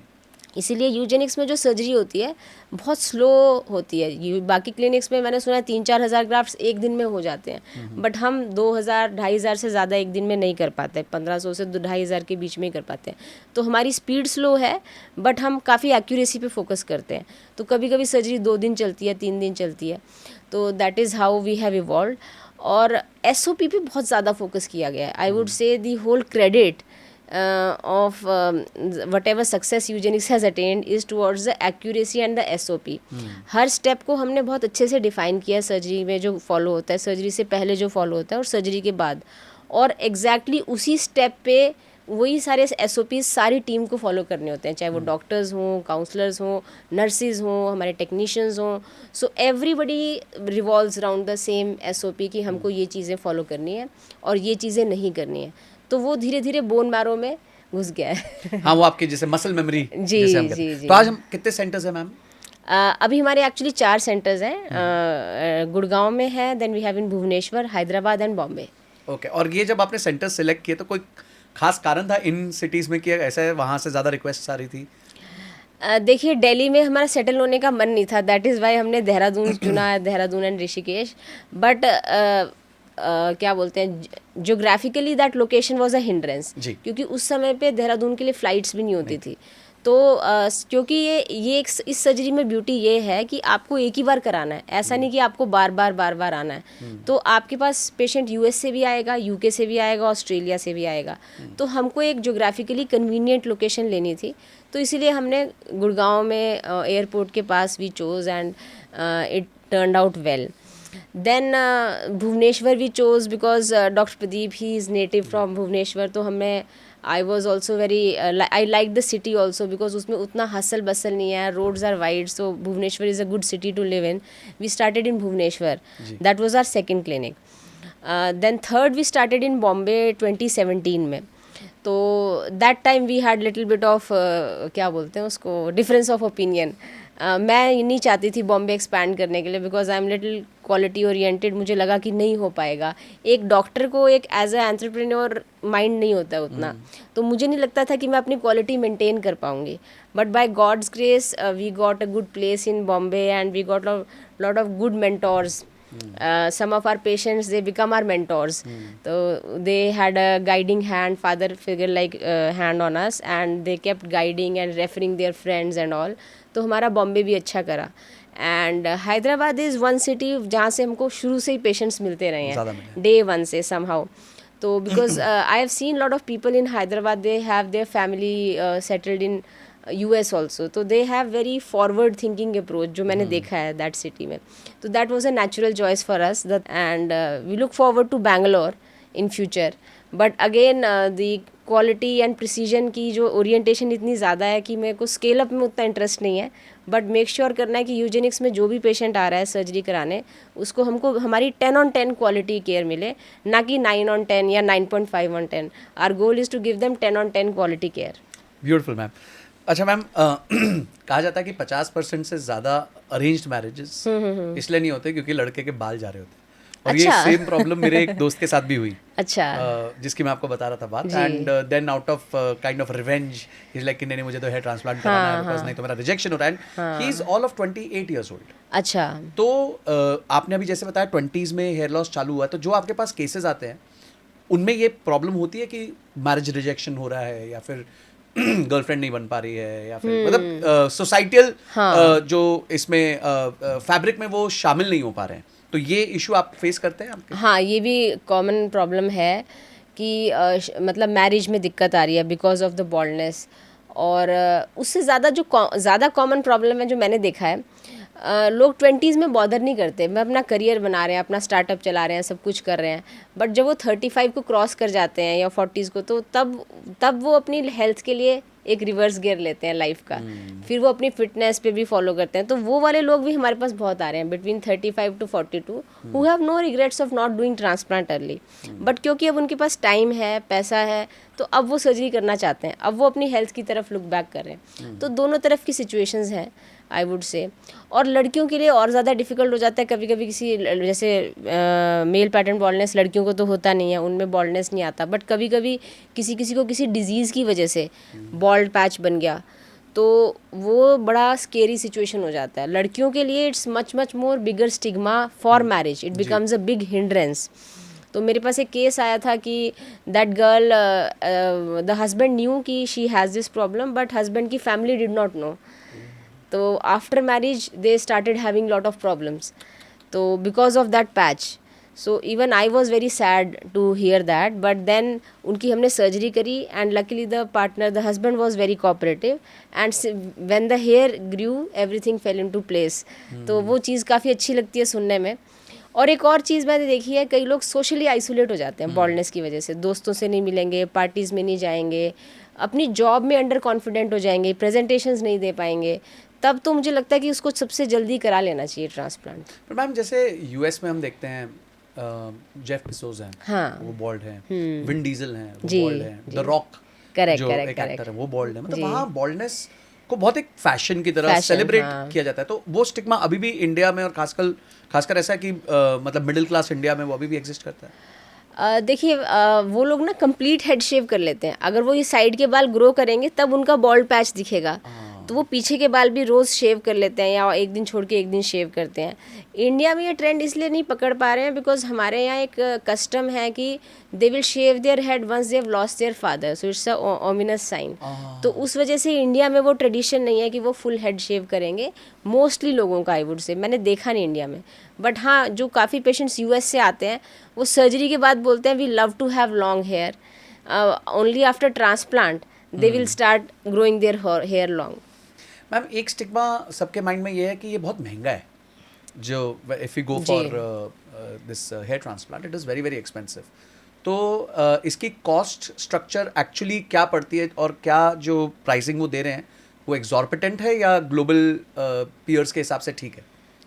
देखिए, इसको ना एक एक्सपेंस ना समझा जाए हेयर ट्रांसप्लांट को, इसको एक इन्वेस्टमेंट समझा जाए. बिकॉज आप जो हेयर लाइन बनवा लेंगे, जो ट्रांसप्लांट करवा लेंगे, वो अगले 10-15 साल तक आपका रहने वाला है and you are going to wear it every day. So आप अपने कपड़ों पे इन्वेस्ट करते हैं, आप अपनी लुक्स पे इन्वेस्ट करते हैं, अपने कॉस्मेटिक्स पे इन्वेस्ट करते हैं, तो वो तो कंज्यूमेबल है. But the hair transplant that result that you get is going to last for a lifetime. तो जितना आप एक्सपेंस करने वाले हैं उसको 5 से पहले तो डिवाइड कर दीजिए, then you will not feel that it's a expense, it's a investment. ये मैडम आपने मेरी भाषा बोली. अच्छा. हम लोग भी ये कहते हैं खर्चा नहीं निवेश समझिए इसको. हाँ. तो पहली चीज़ ये. दूसरी चीज़ कि अगर आपने किसी ऐसे सेंटर से सर्जरी कराई जहाँ पे हाइजीन और इन्फेक्शन का उतना अच्छा कंट्रोल नहीं है, तो आपको इन्फेक्शंस हो सकती हैं, फुंसियाँ हो सकती हैं. फिर अगर आपने किसी ऐसे सेंटर से सर्जरी कराई कि बाल तो उग गए पर सारे नहीं उगे, दूर दूर उगे हुए हैं, तो फिर वो कोई भी देख के बता पाएगा कि ट्रांसप्लांट करा रखा है. फिर एक और सिनेरियो आता है कि वो आर्टिफिशियल लगते हैं बाल, वो ऐसे लगता है कि बाल दो डबल ट्रिपल बाल ऐसे खड़ा है, तो वो भी एक सिनेरियो आता है। तो अननेचुरल हेयर ग्रोथ, इरेगुलर वो क्या बोलते हैं स्पार्स हेयर ग्रोथ और हैविंग इन्फेक्शंस पोस्ट सर्जरी, ये आपके लिए कम्प्लीटली ज़ीरो टॉलरेंस होना चाहिए इसके लिए। तो you should look for a centre जिसमें ये तीनों चीज़ें आपकी एड्रेस हो रही हो, यानी कि आपके जो हेयर ग्रोथ है उसका सर्वाइवल रेट अच्छा हो, यानी अगर 1000 बाल लगाए हैं तो उसका सर्वाइवल रेट हो 900 950 1000 बाल आप देख पा रहे हैं। दूसरी चीज़ है नेचुरल होने चाहिए, कोई देख के ना बताए, आपका बार्बर भी देख के ना बताए कि वो ट्रांसप्लांटेड हेयर हैं, that is number 2। Number 3 is किसी तरह की इन्फेक्शन ना हो। complete hygiene practices and sterilization practices should be followed inside the OT and outside the OT also. तो मतलब उतना ही ध्यान जितना बड़े प्रोसीजर्स में लोगों को रखना चाहिए, उतना ही प्रिसिशन के साथ यहाँ पे भी सिलेक्शन एग्जैक्टली। अच्छा मैम, यहाँ पे एक क्वेश्चन ये है कि एक है हेयर ट्रांसप्लांट और दूसरा, जैसे मेरे को भी कुछ लोगों ने बोला एक काम करिए छोटा सा ही तो है, पैच कर लीजिए। तो ये पैच वाला सिस्टम जो है वो किसके लिए ठीक रहता है और ठीक रहता भी है कि नहीं रहता है? देखिए पैच हम तो सेल नहीं करते हैं at Eugenix, we don't sell और प्रिस्क्राइब पैचेस, बट जो लोग पैच पहन के आते हैं और हमारे पास ट्रांसप्लांट कराने आते हैं उनसे मैंने प्रॉब्लम सुनी हुई है। पैच 2 तरीके का होता है, एक होता है गम से पेस्ट हो जाता है और एक होता है क्लिप। तो जो गम से जो पेस्ट होता है वो स्किन में कुछ एलर्जी कॉज कर सकता है और पसीना वगैरह आने पे वो मूव आउट भी हो सकता है। हाँ, वेयर ऑफ हो सकता है। मान लीजिए बहुत तेज़ हवा चल रही है तो वो हट सकता है, तो that is one big drawback. फिर जो उसका फ्रंटल लुक होता है वो काफ़ी अननेचुरल होता है, क्योंकि हम देख के एकदम से पकड़ लेते हैं कि ये पैच पहना हुआ है, तो that defeats the whole purpose of wearing the patch. तो एक तो हर किसी हमेशा ध्यान लगा रहेगा कि पैच हिल ना जाए, हट ना जाए। जो क्लिप वाला होता है उसमें यहाँ पे पैचेस बन जाते हैं, क्योंकि ट्रैक्शन होता है ना, जो क्लिप लगा देते हैं तो यहाँ पे उसकी वजह से बॉल्ड पैचेस बन जाते हैं, वो भी एक अलग प्रॉब्लम देखी है। और जो गम पेस्ट वाला होता है उसको हर 15 दिन में जाके मेंटेनेंस भी कराना होता है, वो पूरा हेड शेव करते हैं, क्लिनजिंग करते हैं और फिर उसको पहनाते हैं। तो मैंने देखा है कि पैच कंटिन्यूस पहनने से कई लोगों की स्किन पतली हो जाती है, वाइटिश हो जाती है, और उसमें जो जैसे आपके केस में आपके बाल अच्छे हैं, अगर आपने पैच पहनना शुरू कर दिया तो ये बाल बड़ी जल्दी चले जाएंगे, है ना। Patch induced hair loss and baldness progression is also seen, तो वो चीज़ मैं रिकमेंड नहीं करूँगी। बट हाँ, मान लीजिए किसी का एरिया फुल बॉल्ड है, पीछे डोनर है नहीं, और या फिर उनको कोई डिजीज़ है, जैसे कि एक डिजीज़ होता है एलोपेशिया टोटालिस यूनिवर्सालिस, जिसमें पीछे के बाल भी चले जाते हैं, तो उनके पास कोई ऑप्शन नहीं है, then they can go ahead with wig और पैच। तो मतलब जिसका टोटल बॉल्डनेस है जी, वो विग और पैच ठीक रहेगा, बट पहनेगा। किसी के पास भी इस तरह से बाल हैं तो इट इज हाँ, बेटर टू, हाँ, करेक्ट। बट अगर किसी का लेट्स से साइड है बट सेंटर पूरा खाली है तो उसके लिए भी पैच ठीक रहेगा? उसके लिए पैच यूज़ कर सकते हैं, बट अगर उनका डोनर अच्छा है तो ट्रांसप्लांट भी हो सकता है। जी, डन। मैम, आजकल तो लोग आईब्रो, चेस्ट और बियर्ड इन सब का भी ट्रांसप्लांट करा रहे हैं, तो कौन से सर्कमस्टांसेस के अंदर ये सब लोग करा रहे हैं? हाँ, एक एक करके एड्रेस करते हैं। पहले आईब्रो की बात करते हैं। आईब्रो का जो अगर लॉस हो जाए किसी ट्रॉमा या डिजीज़ की वजह से, बाल ही कम्प्लीटली उड़ गए, तो उस केस में हम आईब्रो रेस्टोरेशन करते हैं, जो कि मैं बोलूँगी 100% नहीं बट 80% क्लोज टू नेचुरल होता है। Okay. तो क्योंकि आईब्रो का बाल, नेचुरल बाल बहुत पतला होता है, हेयर ट्रांसप्लांट से हम उतना पतला बाल रिक्रिएट नहीं कर पाते। कुछ लेडीज़ आती हैं जिनके बाल कंटिन्यूस थ्रेडिंग की वजह से काफ़ी पतले हो गए या झड़ गए, तो उस केस में भी हम आईब्रो कर सकते हैं, eyebrow restoration with hair transplant. तो वो आईब्रो का हो गया कंप्लीट। अब आ जाते हैं बियर्ड रेस्टोरेशन। तो आजकल हम देख रहे हैं सारे Bollywood heroes they have very good thick dense beard, so वो एक फ़ैशन बन गया है, तो people are wanting to have beard restoration also, वो भी हम करते हैं, but we are very conservative about it, क्योंकि कई डॉक्टर्स, कई क्लिनिक्स, इनफैक्ट टर्की में मैंने काफ़ी सारे क्लिनिक्स देखे जो कि बहुत heavy scalp to beard restoration कर देते हैं। उससे जो लुक आती है, फाइनली जो बियर्ड का बाल है और जो स्कैल्प का बाल है वो बिल्कुल एंटायरली डिफरेंट होता है टेक्सचर में। स्कैल्प का बाल स्ट्रेट पतला ग्रो करता है और बियर्ड का बाल थिक और करली होता है। तो अगर यहाँ पे प्योरली बियर स्कैल्प के बाल लगा दें तो वो पूरा एक बियर यानी भालू जैसी लुक हो जाती है, and that looks very unnatural. So I am strongly against excessive beard restoration. Mild beard restoration हम करते हैं। तो माइल्ड को कैसे डिफाइन करेंगे? जैसे मैं बताती हूँ, जैसे किसी को बियर्ड यहाँ तक है, वो चाहता है कि मेरी थोड़ी और ऊपर हो, तो उसको हम कर सकते हैं। मैं आपको एक पिक्चर भी शेयर कर दूंगी। फिर मान लीजिए किसी को पैचेस बन गए हैं तो बियर्ड टू बियर्ड उसका पैच हम कवर कर सकते हैं, तो वो चीज़ ठीक है। तो यानी जिसकी बिल्कुल भी बियर्ड नहीं है उसको हम थोड़ी बियर्ड दे सकते हैं, माइल्ड डेंसिटी। जिसकी माइल्ड डेंसिटी है उसको हैवी कर सकते हैं, सॉरी माइल्ड को मॉडरेट पे लेके जा सकते हैं, मॉडरेट को हैवी कर सकते हैं, या फिर उसका बॉर्डर चेंज कर सकते हैं, ऊपर लेके जा सकते हैं। बट मान लीजिए किसी को बियर्ड है नहीं और वो बहुत हैवी करवा ले तो then it becomes a problem. Ma'am आपने टर्की की बात करी। Turkey happens to be the one of the biggest nations जहाँ पे कैपिटल कहा जाता है उसको कि हेयर ट्रांसप्लांटेशन का, और ये कहा गया है कि इंडिया की कॉस्ट टर्की से ऑलमोस्ट 4 to 5 times ज़्यादा है जी। तो अगर किसी को लेट्स से यूरोप से या अमेरिका से कोई एनआरआई है तो वो क्या प्रेफर करता है जनरली, कि इंडिया आना प्रेफर करता है या टर्की जाना प्रेफर करता है? देखिए मुझे ऐसा लगता है कि recently Turkey has been exposed that lot of low quality hair transplants are being done.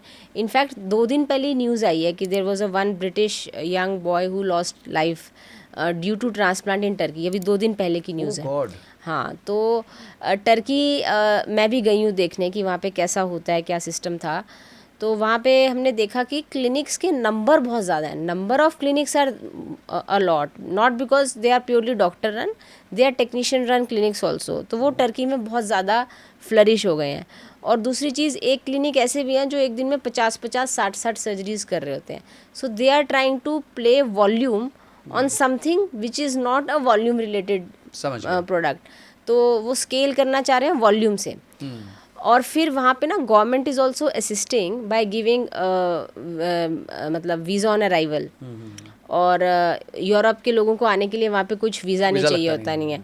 और वहाँ पे उनको लैंग्वेज का भी सपोर्ट रहता है, जर्मन, इटालियन, फ्रेंच स्पीकिंग, वो उनके सेल्स के लोग रहते हैं जो वो सारी चीज़ें प्रोवाइड करते हैं। और क्योंकि पास भी पड़ता है जोग्राफिकली, तो that is why they were choosing Turkey and still they are choosing Turkey because वहाँ पे बल्क में वो लोग काम कर रहे हैं। तो वो कॉस्ट बहुत कम कर देते हैं ताकि हम बल्क में दिन में 50-60 सर्जरीज कर पाएँ। ऐसा वो अपना इंफ्रास्ट्रक्चर और सिस्टम इस तरीके से बना रहे हैं। बट उन सब में ना क्वालिटी काफ़ी हद तक कॉम्प्रोमाइज़ हो रही है। मैंने देखा है कुछ पेशेंट्स का टर्की में पूरा ऐसे हर किसी की हेयर लाइन एक ही शेप की होती है। चाहे उसका फेस का स्ट्रक्चर कैसा भी हो, उसका डोनर कैसा भी हो, एक जैसे स्टैम्प कर देते हैं ऐसे सेम हेयर लाइन, स्टैंडर्डाइज किया हुआ है। हाँ, जबकि ये काफी कस्टमाइज्ड हेयर लाइन डिजाइन नहीं हो रहा है। मैं ये नहीं कह रही, they are some good clinics also doing good work, but then they charge more because they are not doing lot of surgeries every day.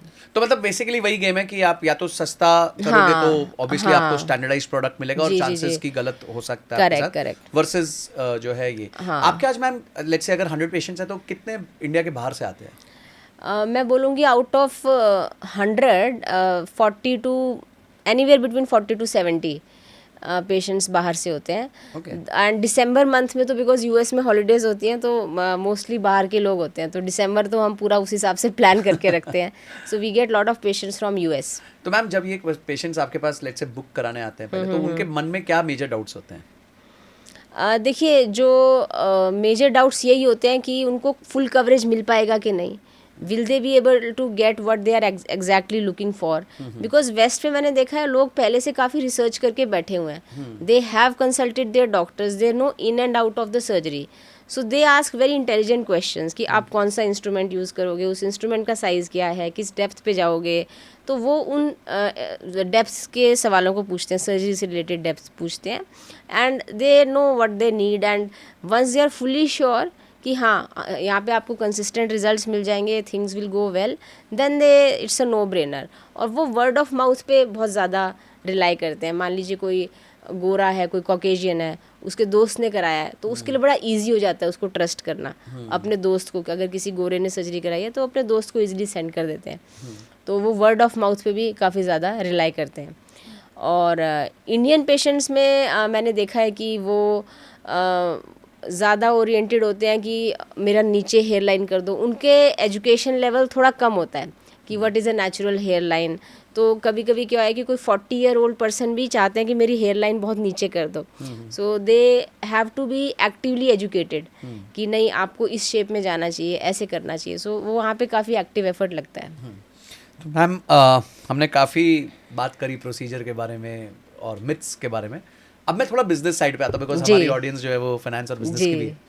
तो बिजनेस साइड पे आता हूँ, और मैंने देखा कि अभी रिसेंटली काफ़ी प्राइवेट इक्विटी फंड्स ने सिंगल चेन जैसे डेंटल में खासकर पैसा डाला है, आई क्लिनिक्स में डाला है। तो आपको क्या लग रहा है कि ये एक मेजर ग्रोथ एरिया बन रहा है जहाँ पे जैसे आपके जैसे सिंगल पर्पस क्लिनिक्स जो हैं, तो उसमें इन्वेस्टमेंट आ रही है? हाँ, देखिए इन्वेस्टमेंट्स तो आ रही हैं, ऑप्शंस तो मतलब people want to invest these days, everybody want their money to grow disproportionately, तो ऑप्शंस तो आ रहे हैं, बट मुझे बस एक यही डर लगता है कि that investment comes with a pressure to scale at an exponential growth, और मुझे लगता है कि वो मैच नहीं करेगा अगर हम क्वालिटी प्रिसीजन को देखेंगे। तो somehow we have to grow in such a manner without a 1% reduction in quality precision and the final results of the surgery. So मुझे लगता है कि hair transplant can become the next big thing. Ma'am, अब एक example लेते हैं कि एक कोई 21 ईयर ओल्ड है या 18 ईयर ओल्ड है फॉर एग्जांपल, अब उसको करियर बनाना है अपना, and he gets very inspired by this podcast. वो देखता है कि भाई एक अच्छा स्पेस है यहाँ पे क्रिएट किया जा सकता है, तो क्या स्टेप्स होंगे उसके लिए? क्या उसको प्रॉपर मेडिसिन पूरा पढ़ना पड़ेगा, या देयर आर वेज जहाँ से वो जल्दी इस चीज़ में आ सकता है? देखिए, as a doctor, as a hair transplant doctor, it's a very good career option I would say. तो अगर वो मेडिकल लाइन में जाना चाहता है तो उनको 5 साल पहले MBBS, 5.5 साल MBBS करनी पड़ेगी, फिर उनको specialization they can choose to do in multiple branches, इधर सर्जिकल ब्रांच और dermatology branch they can choose to do, and then they can go for some trainings and fellowships in India and abroad to get required amount of expertise in hair transplant, and then they can start the career as a hair transplant doctor. पर ma'am इसमें तो time भी ज़्यादा लग जाएगा और पैसे भी बहुत लग जाएंगे। हाँ, बट गवर्नमेंट कॉलेजेस में तो पैसे ज़्यादा नहीं लगते हैं, जो पर कोई एंट्रेंस ऐसे बेसिस पे जैसे होता है। छोटे शॉर्ट टर्म कोर्सेज नहीं होते 2 साल के, 3 साल के, जो आप लोग कोई रन करता हो, या कोई एकेडमीज होती हो जहाँ पे वो डायरेक्टली एंटर कर सकते हैं? नहीं, ऐसे कोई कोर्सेज नहीं है। आपको एटलीस्ट एक लीगल डॉक्टर की डिग्री तो हासिल करनी ही पड़ेगी। Okay. अगर आपने 5.5 years का MBBS कोर्स कर भी लिया, then you can go for short fellowships. American board भी प्रोवाइड करता है, ICHRS भी प्रोवाइड करता है, to get the required hands on expertise of doing the hair transplant, तो वो आप ऑप्ट कर सकते हैं। But now coming back to the other career options, so you can choose to become a pure entrepreneur where you have to hire doctors and then get everything sorted accordingly, so that also can be done. तो आज अगर समझिए second case ये पकड़ते हैं कि किसी को अपनी फ्रेंचाइज खोलनी है, तो क्या आप सजेस्ट करेंगे कि हेयर ट्रांसप्लांट की फ्रेंचाइज वो ओपन कर सकता है, या आप लोग वो मॉडल पे जाते हैं, या आप लोग प्योरली खुद का ही सेंटर ओपन करते हैं? हाँ, हम तो खुद का ही सेंटर ओपन करते हैं। मुझे समहाउ लगता है फ्रेंचाइजी मॉडल इसमें सक्सेसफुल नहीं रहेगा। Okay. Franchisee model should not be promoted in hair transplant, because franchisee में क्या होता है कि वो लोकल मैनेजमेंट अलग होती है, हर लोकल मैनेजमेंट अलग होती है, तो उसमें सर्जरी राइट केस सिलेक्शन हो रहा है कि नहीं, राइट सर्जरी हो रही है कि नहीं, और पोस्ट ऑप केयर भी करेक्टली हो रहा है कि नहीं, वो सब चीज़ें I don't think franchisee model में चल पाएंगी। बट मैम, बहुत सारे डेंटल क्लिनिक्स ने ये फ्रेंचाइजी मॉडल रन किया और काफ़ी रीजनेबली सक्सेसफुली किया है, तो वहाँ क्या ऐसा है कि वहाँ हो सकता है और यहाँ नहीं हो पा रहा है? देखिए, डेंटिस्ट ना, मैं बोलूँगी डेंटिस्ट इज़ वन हैविंग क्या बोलते हैं, कॉग्लोमेरेशन ऑफ मल्टीपल स्पेशलिटीज़। मैं बताती हूँ, आज की डेट में अगर आपको रूट कैनाल कराना है तो आप एंडोडोंटिस्ट के पास जाओगे, आपको वो कराना है, फिलिंग कराना है तो भी एंडोडोंटिस्ट के पास जाओगे, फिर आपको ब्रेसिस कराना है तो उसके लिए ऑर्थोडोंटिस्ट होते हैं, बच्चों के लिए पीडोडोंटिस्ट होते हैं, और एक होते हैं गम्स के। तो आजकल लोगों को सबको पता चल गया है कि मुझे किस स्पेशलिस्ट के पास जाना है। अगर मुझे ब्रेसिस लगाना है तो मुझे दूसरे डॉक्टर के पास जाना है, मुझे फिलिंग करानी है तो मुझे दूसरे डॉक्टर के पास जाना है, या मेरे बच्चे को डेंटल प्रॉब्लम है तो दूसरे डॉक्टर को के पास जाना है। तो dental is one big umbrella. तो मुझे ऐसा लगता है कि आजकल सुपर स्पेशलाइजेशन का ज़माना है। जो लोग अफोर्ड कर सकते हैं एंड दे आर नॉलेजेबल, तो वो सुपर स्पेशलिस्ट से काम कराना पसंद करते हैं। तो मैम, इन दैट केस आप कह रहे हैं वहाँ पे इजी हो जाता है, क्या कहते हैं, फ्रेंचाइज करना?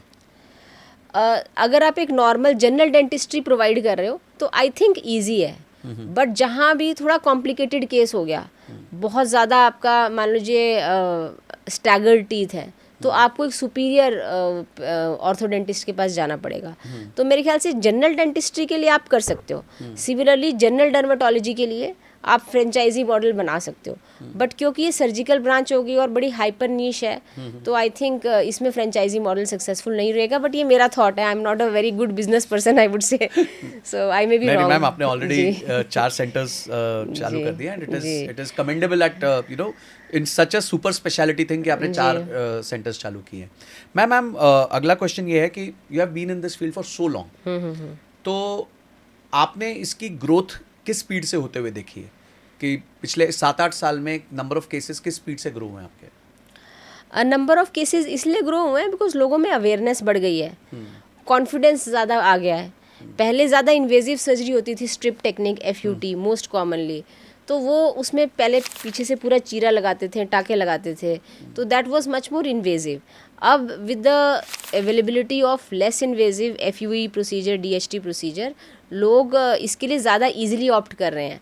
पोस्ट सर्जरी हीलिंग टाइम काफ़ी कम हो गया है, और जब लोगों को कंसिस्टेंट रिजल्ट्स मिल रहे हैं तो इस वजह से जल्दी लोग ऑप्ट कर रहे हैं, यंग एज पे ऑप्ट कर रहे हैं, जिनको पार्शियल बॉल्डनेस है वो लोग ऑप्ट कर रहे हैं, तो इसलिए ट्रांसप्लांट की सर्जरीज का ग्रोथ ज़्यादा हुआ है। जहाँ तक बॉल्डनेस की मैं बात बोलूँगी, बॉल्डनेस की परसेंटेज मेन में तो सेम ही होगी because it is mostly genetic. Earlier they use to live at peace with the baldness, they use to say कि हाँ कुछ हो तो सकता नहीं, छोड़ दो, तो they you never use to focus. But क्योंकि आज की डेट में ऑप्शंस अवेलेबल हैं, तो they are becoming more open to do the surgery and also they are not hiding it anymore। मैं 10 साल पहले कोई सर्जरी कराता था तो वो 2 महीने छुट्टी पे ले लेगा, किसी को बताएगा नहीं कि मैंने सर्जरी कराई है, but now people are very much open in sharing those experiences. Ma'am surgeries obviously ठीक ठाक प्राइस की होती है, तो क्या इनको इंश्योरेंस कवर करते हैं, और अगर नहीं करते हैं तो क्या कोई EMI स्कीम से पेमेंट हो सकती है? देखिए, इंश्योरेंस कोई भी कॉस्मेटिक सर्जरी को कवर नहीं करते हैं, including hair transplant, but there are lot of companies that are coming in which are providing zero cost EMI to patients. पर उसको तो वो आप लोग से चार्ज कर लेते होंगे। हाँ जी, ऐसा कुछ रहता है।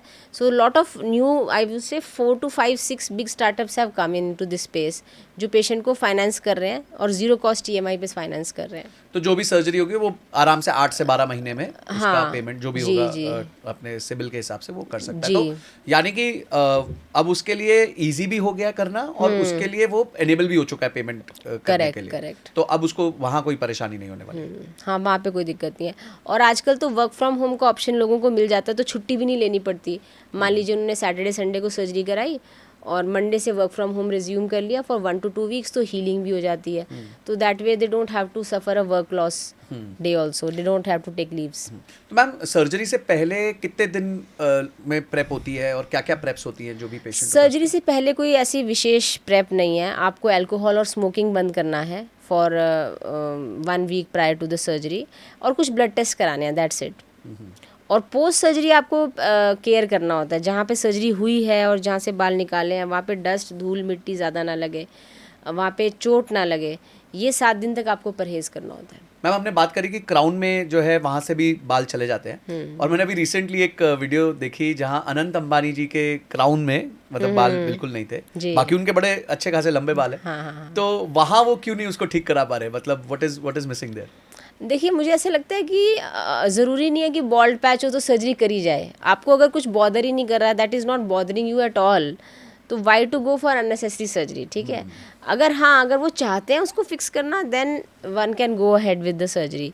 Secondly, we have to make sure कि हमारी जनरल हेल्थ, जो कि ज़्यादा इंपॉर्टेंट प्रायोरिटी है, वो पूरा ट्रैक पे हो, and that is the main priority. Hair transplant and getting hair in the bald area is the second priority, I would say. Ma'am obesity का कोई हेयर ट्रांसप्लांट से लेना देना है कि अगर कोई व्यक्ति ओबीस हो तो वो हेयर ट्रांसप्लांट नहीं कर सकता? ओबेसिटी से अगर आप रैपिड वेट लॉस करो, क्रैश डाइटिंग करो, बहुत ज़्यादा लो प्रोटीन लो कैलोरी डाइट पे जाओ, तो उससे हेयर लॉस काफ़ी तेज़ी से एग्रेवेट होता है। तो ओबेसिटी से जो सफ़र कर रहे होते हैं, they should go for very very slow fat loss without to much of calorie deficit, and protein should be optimum. Ma'am अब मेरे पास ना 6 नाम है। अच्छा। आपको बताना है इनमें से हेयर ट्रांसप्लांट किसने कराया है, ओके, और पैच कौन यूज करता है। अच्छा। ठीक है, काफी फेमस लोग हैं जी। पहला अमिताभ बच्चन जी। मुझे ऐसा लगता है कि वो पैच यूज़ करते हैं, I am not very sure. Okay. Hrithik Roshan. Hrithik Roshan ji के नेचुरल बाल हैं, तो शायद उन्होंने सर्जरी कराई होगी, और सेलिब्रिटीज़ के साथ क्या है कि वो लंबे बालों में भी सर्जरी करवा सकते हैं, तो आई थिंक उन्होंने सर्जरी कराई होगी। ओके, शाहरुख खान। आई थिंक उनके नेचुरल बाल हैं, ओके, बिकॉज मैंने एक दो कुछ सोशल मीडिया पे उनके फादर की पिक्चर्स भी देखी थी, तो I think his father also had very good hair, so he doesn't have genetic baldness, so I think उनके नेचुरल बाल हैं। ओके, सलमान खान। सलमान खान जी ने तो बड़ा ओपनली शेयर किया है, he has done a transplant, so yeah he has transplanted hair. Anil Kapoor. Anil Kapoor ji के मुझे लगता है नेचुरल बाल हैं। हाँ, उनका तो वैसे भी काफी बालों को लेकर ट्रोल किया जाता है। जी। मैम, एक बड़ा कंट्रोवर्शियल सा पॉइंट आता है कि excess masturbation leads to excess hair fall, तो क्या ये सच है या मिथ है? ये तो एब्सोल्युटली मिथ है, बिकॉज उसका कोई हेयर लॉस से कोई लेना देना नहीं है मैस्टरबेशन का, बिकॉज हेयर लॉस हो रहा है टेस्टोस्टेरोन की सेंसिटिविटी से। हमारी hair roots are sensitive to testosterone and dihydrotestosterone, so masturbation will not lead to baldness. Great ma'am, हमने काफ़ी कुछ कवर किया, बट एक चीज़ जो मुझे बहुत ज़्यादा आपके लिए आपकी तरफ फैसिनेट करती है वो ये है कि आप एक डॉक्टर हैं, आपकी 100 से ज़्यादा सर्जरीज पर मंथ हो रही हैं, और आप तो अकेले हैं, आपके साथ बस एक को फाउंडर ही हैं। तो किस तरीके से आपने अपनी ऑर्गेनाइजेशन को बिल्ड किया नीचे, which will act as a very good motivation for people जो आज डॉक्टर्स हैं पर एंटरप्रेन्योर्स नहीं बन पा रहे? जी, तो ये बात आपने बिल्कुल करेक्ट बोली कि जब हम डॉक्टरी की वो 5.5 साल का कोर्स करते हैं, उसके बाद भी जब हम पढ़ते हैं, हमको कोई बेसिक्स नहीं सिखाता। मेरे को लगता है टैक्सेशन की नॉलेज होना, इनकम टैक्स, जीएसटी और जितने भी कंप्लायंसेस है, उस सब की नॉलेज हमको उतनी ज़्यादा नहीं दी जाती, और हम लोग क्या करते हैं कि हम प्योरली सीए पे डिपेंडेंट रहते हैं, सीएस पे डिपेंडेंट रहते हैं, जो कि शायद हमारे केस में उतना इंटरेस्ट ना लेते हो, बिकॉज हम अपने काम में इतना बिजी रहते हैं कि हम उनसे उतना आउटपुट नहीं निकाल पाते। तो मुझे लगता है कि एक बेसिक कोर्स ऑफ एंटरप्रेन्योरशिप ज़रूरी है for doctors who are aspiring to open their nursing homes, multi speciality hospitals, clinics, और maybe few chain of clinics if they are planning. तो उनको एक कोई स्पेशल एक एक्सपोजर होना चाहिए इस चीज़ का, ताकि वो सारी कंप्लायंसेस का अच्छे से ध्यान रख पाएँ। यूजेनिक्स में जो मैंने चीज़ देखी कि डॉक्टर का बहुत सारा एफर्ट सर्जरी में भी लगता है और पेशेंट से बात करके समझाने में भी लगता है। तो हमने क्या किया कि उसको ब्रेक कर दिया, सर्जरी डॉक्टर करे और जो बात करके जो पेशेंट को समझाने में जो एफर्ट लग रहा है उसको ब्रेक कर दिया कि we have one counsellor who is like a mirror image of the doctor, जो सारी चीज़ें पेशेंट्स की क्वेश्चन आंसर्स टेक केयर कर लेंगे, ताकि डॉक्टर का मिनिमल टाइम उस चीज़ में लगे और वो अपनी पूरी एनर्जी और टाइम सर्जरी के दौरान इन्वेस्ट कर पाएँ। तो मैंने उस प्रोसेस को थोड़ा ब्रेक किया ताकि डॉक्टर का काम हल्का हो जाए। In other words, I have build very good doctor assistants, ताकि डॉक्टर का काम हल्का हो और वो सर्जरी पे ज़्यादा फोकस कर पाए। हमारे कंपनी में पूरा का पूरा एक्यूरेसी पे बहुत ज़्यादा फोकस है। आप गलती कहीं नहीं कर सकते। अगर पेशेंट का मैसेज आया है, लेटर सपोज उसने कोई सवाल पूछा है, 2 सवाल पूछे, आपने एक का ही जवाब दिया, तो that is considered non acceptable. फिर अगर किसी पेशेंट को आपने प्रॉमिस किया कि आप उसको 5 o'clock कॉल करेंगे और उन्होंने कॉल नहीं किया, तो that becomes a commitment error. तो लोगों के अंदर शुरू से ये डाली जाती है कि we don't take sales people. जो लोग सेल्स बैकग्राउंड से आते हैं, they are a big no in my company, क्योंकि उनको आदत होती है बाय हुक एंड क्रुक जैसे भी करके डील क्लोज करना है, तो वो becomes very negative in my field. हम लोग क्या करते हैं, हम एजुकेशनल पर्पस से पेशेंट को सारी चीज़ें बता देंगे, सारे प्रोज बताएंगे और कॉन्स ज़्यादा अच्छे से एम्फेसाइज करेंगे, ताकि वो एक इन्फॉर्म्ड डिसीजन ले। तो there is no pushing to do a hair transplant surgery और टू क्लोज द डील, वैसे वाली चीज़ नहीं होती। और एक्यूरेसी, अपने कमिटमेंट पे एडहेयर करना, वो एक first line of front office से शुरू होता है कि अपनी कमिटमेंट को एडहेयर करना। अगर आपने पेशेंट को कुछ कमिट किया है कि इतने बजे वो कंसल्टेशन करेंगे, तो आप अपनी कमिटमेंट को एडहेयर कीजिए। So commitment, adherence, non tolerance for errors and patient priority. तो doctor, nurse, team of technicians and counsellor, सबका फोकस उस पर रहता है कि पेशेंट एक्सपीरियंस अच्छा हो। मुझे अभी रिसेंटली पता चला कि उस MBA में उसको नेट प्रमोटर स्कोर बोलते हैं, NPS, हाँ तो उसको NPS बोलते हैं वो लोग, बट हम वो अननोइंगली NPS पे ही 15 साल से NPS पे ही फोकस कर रहे थे। और इसलिए शायद तो आपका मतलब फिर रेफरेंस बिजनेस बहुत अच्छा होगा। हाँ जी, तभी इतना टाइम भी लगा। कुछ लोग ये भी बोलते हैं कि 15 साल में तुमने सिर्फ 4 क्लिनिक ही तो करे, आपने 40 क्लिनिक तो नहीं करे। तो कुछ लोग वैसा भी इस चीज़ को देखते हैं। पर मैं मानता हूँ ma'am, I think I agree with your strategy more, कि जैसे हम कहते हैं हाथी का पैर, कि एक बार पड़ गया तो पड़ गया, फिर आपको मतलब वो वापस उसको स्विच करने का जी। या पीछे लेने का जरूरत नहीं पड़ेगा, जी। Because you have already set up processes so well. तो ये तो एक सेगमेंट हुआ मैम। तो अभी आज आपके साथ डॉक्टर्स कितने काम कर रहे हैं टोटल? तो मुझे और डॉक्टर प्रदीप, जो हम 2 फाउंडर्स हैं जो पिछले 18 साल से हैं इस फील्ड में, हमारे अलावा we have 10 more doctors working with us, and because no other doctor is doing any other thing, like they are not doing any dermatology, cosmetic surgery, तो वो कर करके उनका एक्सपर्टीज़ बहुत बिल्डअप हो जाता है। वो एक कहावत है ना कि 20 आवर्स ऑफ, पता नहीं 20,000 आवर्स के बाद आप, हाँ 10,000 आवर्स के बाद आप उस काम में एक्सपर्टीज़ हो जाते हो। तो हमारा वो 10,000 आवर्स का जो है ना, बड़ी जल्दी अचीव हो जाता है हर डॉक्टर के लिए। और इंडिया के डॉक्टर्स की एक ख़ास बात है, बिकॉज इंडिया में पॉपुलेशन ज़्यादा है, हमको ना एक्सपोजर बहुत ज़्यादा मिलता है तरह तरह की बीमारियां देखने का, और तरह तरह की बीमारियों को ट्रीट करने का, और सर्जिकल हैंड एक्सपोजर भी काफ़ी ज़्यादा मिलता है for Indian doctors as compared to west, या आप लंदन में चले जाओ, यूके में चले जाओ। हालांकि चाहे हमारे पास इंस्ट्रूमेंट्स उतने ज़्यादा ना हो, हमारी फैसिलिटी उतनी हाईटेक ना हो, बट हैंड्स ऑन एक्सपीरियंस जो इंडियन डॉक्टर्स का है वो काफ़ी एडवांस्ड है, आई वुड से। मैम आप और डॉक्टर प्रदीप किन चीज़ों पे सबसे ज़्यादा अलग व्यूज़ रखते हो? कहाँ कहाँ आपके थोड़े से मतभेद होते हैं? बहुत ज़्यादा चीज़ों पे मतभेद ही रहते हैं, बिकॉज उनका वही रहता है कि ज़्यादा सेंटर खोलें, एक्सपैंड करें।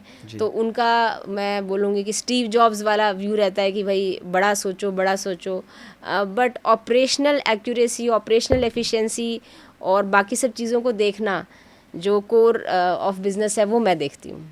मैम पिछले कुछ समय से मैंने नोटिस किया, जैसे branding is a very important part of business. आपने बोला एक ब्रांडिंग जो आपकी हुई वो नेट प्रमोटर स्कोर की वजह से, because you focus too much on customer accuracy. जी। सेकंड चीज़ मैंने जो नोटिस करी है वो है कि अब एड से ज़्यादा एजुकेशनल प्रेजेंस चलता है। तो जब से आपने एजुकेशन डिस्ट्रीब्यूशन चालू किया, मतलब आपने एजुकेशन में, तो do you think it has actually impacted your business? Absolutely, and वो जो कोविड का लॉकडाउन हुआ था उसमें वो एजुकेशनल काम शुरू हुआ, क्योंकि जब कंप्लीट लॉकडाउन हुआ था फर्स्ट वाला, तब हमारे पास कुछ काम था नहीं, we were idle, so we started making videos, एंड तब कुछ और क्योंकि काम था नहीं तो वीडियोस बनानी शुरू करी।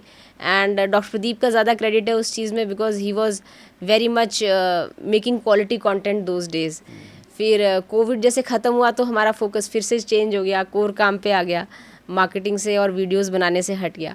But now with the advent of podcast and the YouTube, मुझे लग रहा है कि knowledge is much more accessible to everyone.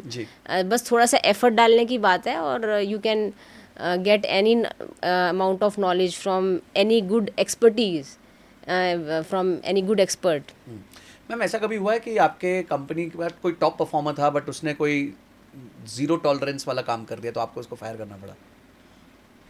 ऐसा तो मुझे याद नहीं आ रहा। चलो अच्छी बात है, that's a very good case. अच्छा मैम, अभी आपने बोला कि एक बहुत बड़ा चैलेंज आता है जब आपके को फाउंडर बोलते हैं कि मुझे तेजी से आगे बढ़ना है, बट आप कहते हैं कि भाई मैं तो, do you think AI is the solution, and are you using AI in any form, चाहे वो ऑपरेशन का पार्ट हो चाहे बिजनेस का पार्ट हो? हाँ, तो अभी रिसेंटली हमने एआई यूज़ करना शुरू किया है काफ़ी सारी चीज़ों में, छोटी छोटी जैसे अपॉइंटमेंट्स देने में, नॉर्मल से छोटे छोटे ऑपरेशंस को मैनेज करने में, चैट जीपीटी और ज़ेपियर को इंटीग्रेट करके we have started doing lot of things to ensure the accuracy. और मैंने सुना है अकाउंटिंग फील्ड में भी उसका काफ़ी ज़्यादा रोल आने वाला है, क्योंकि अभी क्या होता था, एक एक सिंगल एंट्री वो लोग करते थे, तो AI can do automatic reconciliations and all those things. तो उसमें अभी हमने लगाया नहीं है, बट उसमें भी मैंने सुना है कि एआई का काफ़ी ज़्यादा रोल है। There is one AI software which we are going to install, जो हमारे स्कैल्प की इमेज एनालिसिस भी करेगी, तो we are going venturing into that also. But जो पर से हाथ वाला काम है, जो सर्जरी वाला काम है, जो मैनुअल वाला काम है, वो एआई रिप्लेस नहीं कर पाएगा, बट हाँ हमारी ऑपरेशनल एफिशिएंसी बहुत ज़्यादा बढ़ा सकता है। तो अभी आपका एआई मेन बिजनेस में ज़्यादा नहीं आया है, मतलब जैसे कि आपने कहा सिर्फ इमेजिंग में आ रहा है, हाँ, बट अभी ऑपरेशंस में आपका सर्जिकल ऑपरेशंस में नहीं है, बट जो कोर ऑपरेशंस होते हैं कंपनी में, जो बाकी चीज़ें होती हैं, कॉल्स हो रही हैं, अपॉइंटमेंट सेटिंग्स हो रही हैं, चैट्स के रिप्लाईज हो रहे हैं, तो वो सब चीज़ों में sales and advertising, I would say, वहाँ पे एआई ज़्यादा घुस सकता है। अगले 3 साल में किस तरह के लोग आपकी कंपनी में होंगे और किस तरह के लोग आपकी कंपनी में नहीं होंगे? अगले 3 साल में मुझे ऐसा लग रहा है कि मैं अपनी मेडिकल टीम को और ज़्यादा स्ट्रेंथन करूँगी, और जो रेपिटेटिव, क्योंकि हमारी सर्विस इंडस्ट्री है, जो रेपिटेटिव टास्क हैं जो कि विच आर हाईली जो सर्विस इंडस्ट्री की जो होती है ना, टिपिकली कॉलिंग, रिमाइंडर्स, वो सारी चीज़ें ऑटोमेट हो जाएंगी। तो मुझे लगता है कि वो जो लोग बहुत बेसिक लेवल का काम कर रहे हैं शायद उनकी ज़रूरत ना पड़े। हमारे यहाँ यही है कि we don't fire unless there is a very strong integrity issue. तो हम उन्हीं को ट्रेन करके एक हायर लेवल पे एलिवेट करेंगे rather than firing them. New hiring we might reduce, but मुझे ऐसा लग रहा है कि मैन पावर क्वालिटी काम ज़्यादा करने लगेगी, मैनुअल लेबर वाला काम कम करेगी। तो आप आपके कंपनी में आप ट्रेनिंग्स करवाते हैं employees की? हमारे को सबकी ट्रेनिंग करनी होती है। जो न्यू फ्रंट ऑफिस में भी कोई ज्वाइन करे या काउंसलर कोई ज्वाइन करे या डॉक्टर्स भी कोई ज्वाइन करे, तो पूरा एक उनका लंबा सा प्रोडक्ट ट्रेनिंग का वो होता है, ट्रेनिंग पीरियड होता है। फिर उनको हमारे गुरुजी की हम बुक्स भी देते हैं, परमहंस योगानंद जी की भी स्पिरिचुअल बुक्स देते हैं, वो भी उनको पढ़नी चाहिए ताकि वो थोड़ा हमारी कल्चर और बिजनेस से अलाइन हो। The third is the process training, की प्रोसेस कैसे सारे फॉलो होते हैं, बिकॉज वो भी काफ़ी ज़्यादा टाइम के साथ इवॉल्व हो गया। तो product training, process training and spiritual training, उसके बाद फिर बडी अप सेशन होता है। Then they have to actually just see for 10-15 days की कैसे हो रहा है, and then they actually start doing the work. वाह, तो मतलब as an proper international organisation होती है कि पहले 30 डेज के आसपास तो हाँ, almost ये training में हमने निकल बस अपना ग्रास रूट लेवल से अपने आप बिल्डअप किया Very है। nice. ऐसा नहीं कि हम किसी से सीख के आए थे, but yeah this is how we are build. Ma'am पिछले इतने सालों में हाँ हाँ and especially after starting eugenics, what is that one thing, or not let's say one thing, few things which you would want to change, कि अगर आज past में आप जा पाते तो क्या चेंज करते which would have led to a better business or higher revenues? ऐसा किसी ने मुझसे भी क्वेश्चन पूछा नहीं, but I will run my mind कि हम ऐसा क्या चेंज करते हैं। हाँ, मतलब ऐसा कोई चीज या तो मैं आप अवॉइड करते, गलती हो गई, या करते जो आप मिस कर गए इस पूरी जर्नी में। ऐसा तो मुझे कुछ ध्यान नहीं आ रहा। ओके, एक AI टूल अगर आपको बनाना हो अपने बिजनेस के लिए, अच्छा, जो आपको लगता है कि सारे जितने भी हेयर ट्रांसप्लांट क्लिनिक्स है उसके लिए काम आएगा, वो क्या टूल हो सकता है? हाँ, अगर कोई ऐसा बहुत ही अच्छा बेहतरीन टूल हो जो पेशेंट के फेशियल स्ट्रक्चर, स्कल की शेप और उसकी पुरानी पिक्चर्स को देख के एक अच्छा नया हेयरलाइन डिज़ाइन दे पाए और उसको एक रियलिस्टिक लुक भी दिखा पाए कि आपका बाल अगर हमने इतनी डेंसिटी में लगाया तो ऐसा लुक आएगा, तो वैसा मुझे लगता है कि can be a good AI tool which can be used by all across hair transplant clinics also and hair salons also, मतलब they can also explore those things. Wow wow. तो Arika ma'am, thank you so much. आज आपने जो myth bursting करी है, Okay. एक तो मेरे बहुत सारे डाउट्स थे पर्सनल जो सॉल्व हुए हैं, and I think not only from the perspective of hair transplant but also from the perspective of a business. आपने आज बहुत अच्छी अच्छी लर्निंग्स दी हैं, जैसे आपने एक्यूरेसी ओवर एक्सपेंशन को बहुत फोकस किया, विच आई जी, रियली जी। लाइक। सेकंड, आपने जो लर्निंग दिखी, आपको नेट प्रमोटर स्कोर यानी कि हाँ, अपने हाँ, कस्टमर्स का बहुत ध्यान रखना होता है, जिसकी वजह से आपका बिजनेस आज फ्लरिश किया। तीसरा, आपने बताया कि एजुकेशन को जितना ज़्यादा हो सकता है दीजिए, so that people come enabled, तो उनको पता होता है कि वो राइट जगह आ रहे हैं कि नहीं आ रहे। पार्टिंग वर्ड्स में मैम, आप कोई एक मैसेज देना चाहेंगे कि जो मैन ये इस प्रॉब्लम से स्ट्रगल कर रहे हैं, उनका काफ़ी बार इमोशनल ब्रेकडाउन हो जाता है, तो क्या उनको करना चाहिए, क्या स्टेप्स लेने चाहिए ताकि उनके साथ ऐसा ना हो? हाँ, देखिए, मैं को मैं यही बोलूँगी कि अगर आप यंग हैं तो डोंट वरी, बिकॉज चीज़ें फिक्स हो सकती हैं और आप एक होलिस्टिक अप्रोच लेंगे, लाइफस्टाइल फिक्स करेंगे, डाइट अच्छी फॉलो करेंगे और सर्जरी कराएंगे तो you can beat the baldness completely. और जो एज जिनकी बहुत ज़्यादा हो चुकी है, जो 50-60s को क्रॉस कर चुके हैं, they can also do transplant safely. जो मन में सोच के बैठे कि अब हमारा कुछ नहीं हो सकता, हमारी एज बहुत ज़्यादा हो गई है, उल्टा हमारे जो केसेस हैं, जैसे बोनी कपूर जी का केस है, अनूप जलोटा जी का केस है, so they are big inspiration, because उनको देख के काफ़ी सारे लोग who were above the age of 60-65 वो उठ के आए कि हमने इतने सालों के से इसके बारे में कुछ सोचा ही नहीं था।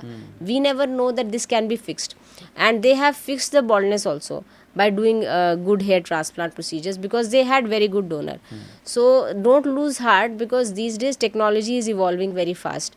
और आज से 1 साल बाद 2 साल बाद हो सकता है हम किसी और अच्छी पोजीशन पे बैठे हों कि हम इस चीज़ का परमानेंट सॉल्यूशन भी दे पाएँ। Wow. So great, ma'am. Thank you so much for Thank coming you. to Sanjay Kathuria podcast. It was such an honor, and I'm sure आपको सुनने के बाद बहुत लोगों में कॉन्फिडेंस आया होगा दोनों हेयर ट्रांसप्लांट कराने के लिए और इस बिजनेस में आने के लिए। Thank you so much. Yes, thank you so much, thank you. तो गाइस, अगर आप यहां तक आ गए हैं तो यानी कि आपने इस पॉडकास्ट को पूरी तरीके से देख लिया है। अब कुछ चीजें आपको करनी है, आपको पता है। सबसे पहले वीडियो पसंद आई तो लाइक जरूर करना, एटलीस्ट 5 दोस्तों के साथ शेयर करना जिनको शेयर करने पे आपको लगेगा कि ये उनके लिए वैल्यूएबल है। थर्ड, और किस गेस्ट को आप देखना चाहते हो, हमारे डिस्क्रिप्शन में एक फॉर्म है जिसको भर के आप गेस्ट रिकमेंडेशन कर सकते हैं। चौथा, आपकी मेजर लर्निंग्स क्या है और क्या आप इंप्लीमेंट करने वाले हैं इस पॉडकास्ट को देखने के बाद, ये जरूर बताना। और हाँ, चैनल को सब्सक्राइब करना मत भूलना, घंटी दबाना मत भूलना, ताकि ऐसे ही अमेजिंग गेस्ट्स और टॉपिक्स पे हम आपके साथ डिस्कशंस कर सकें। तो अगली वीडियो तक जय हिंद, जय भारत।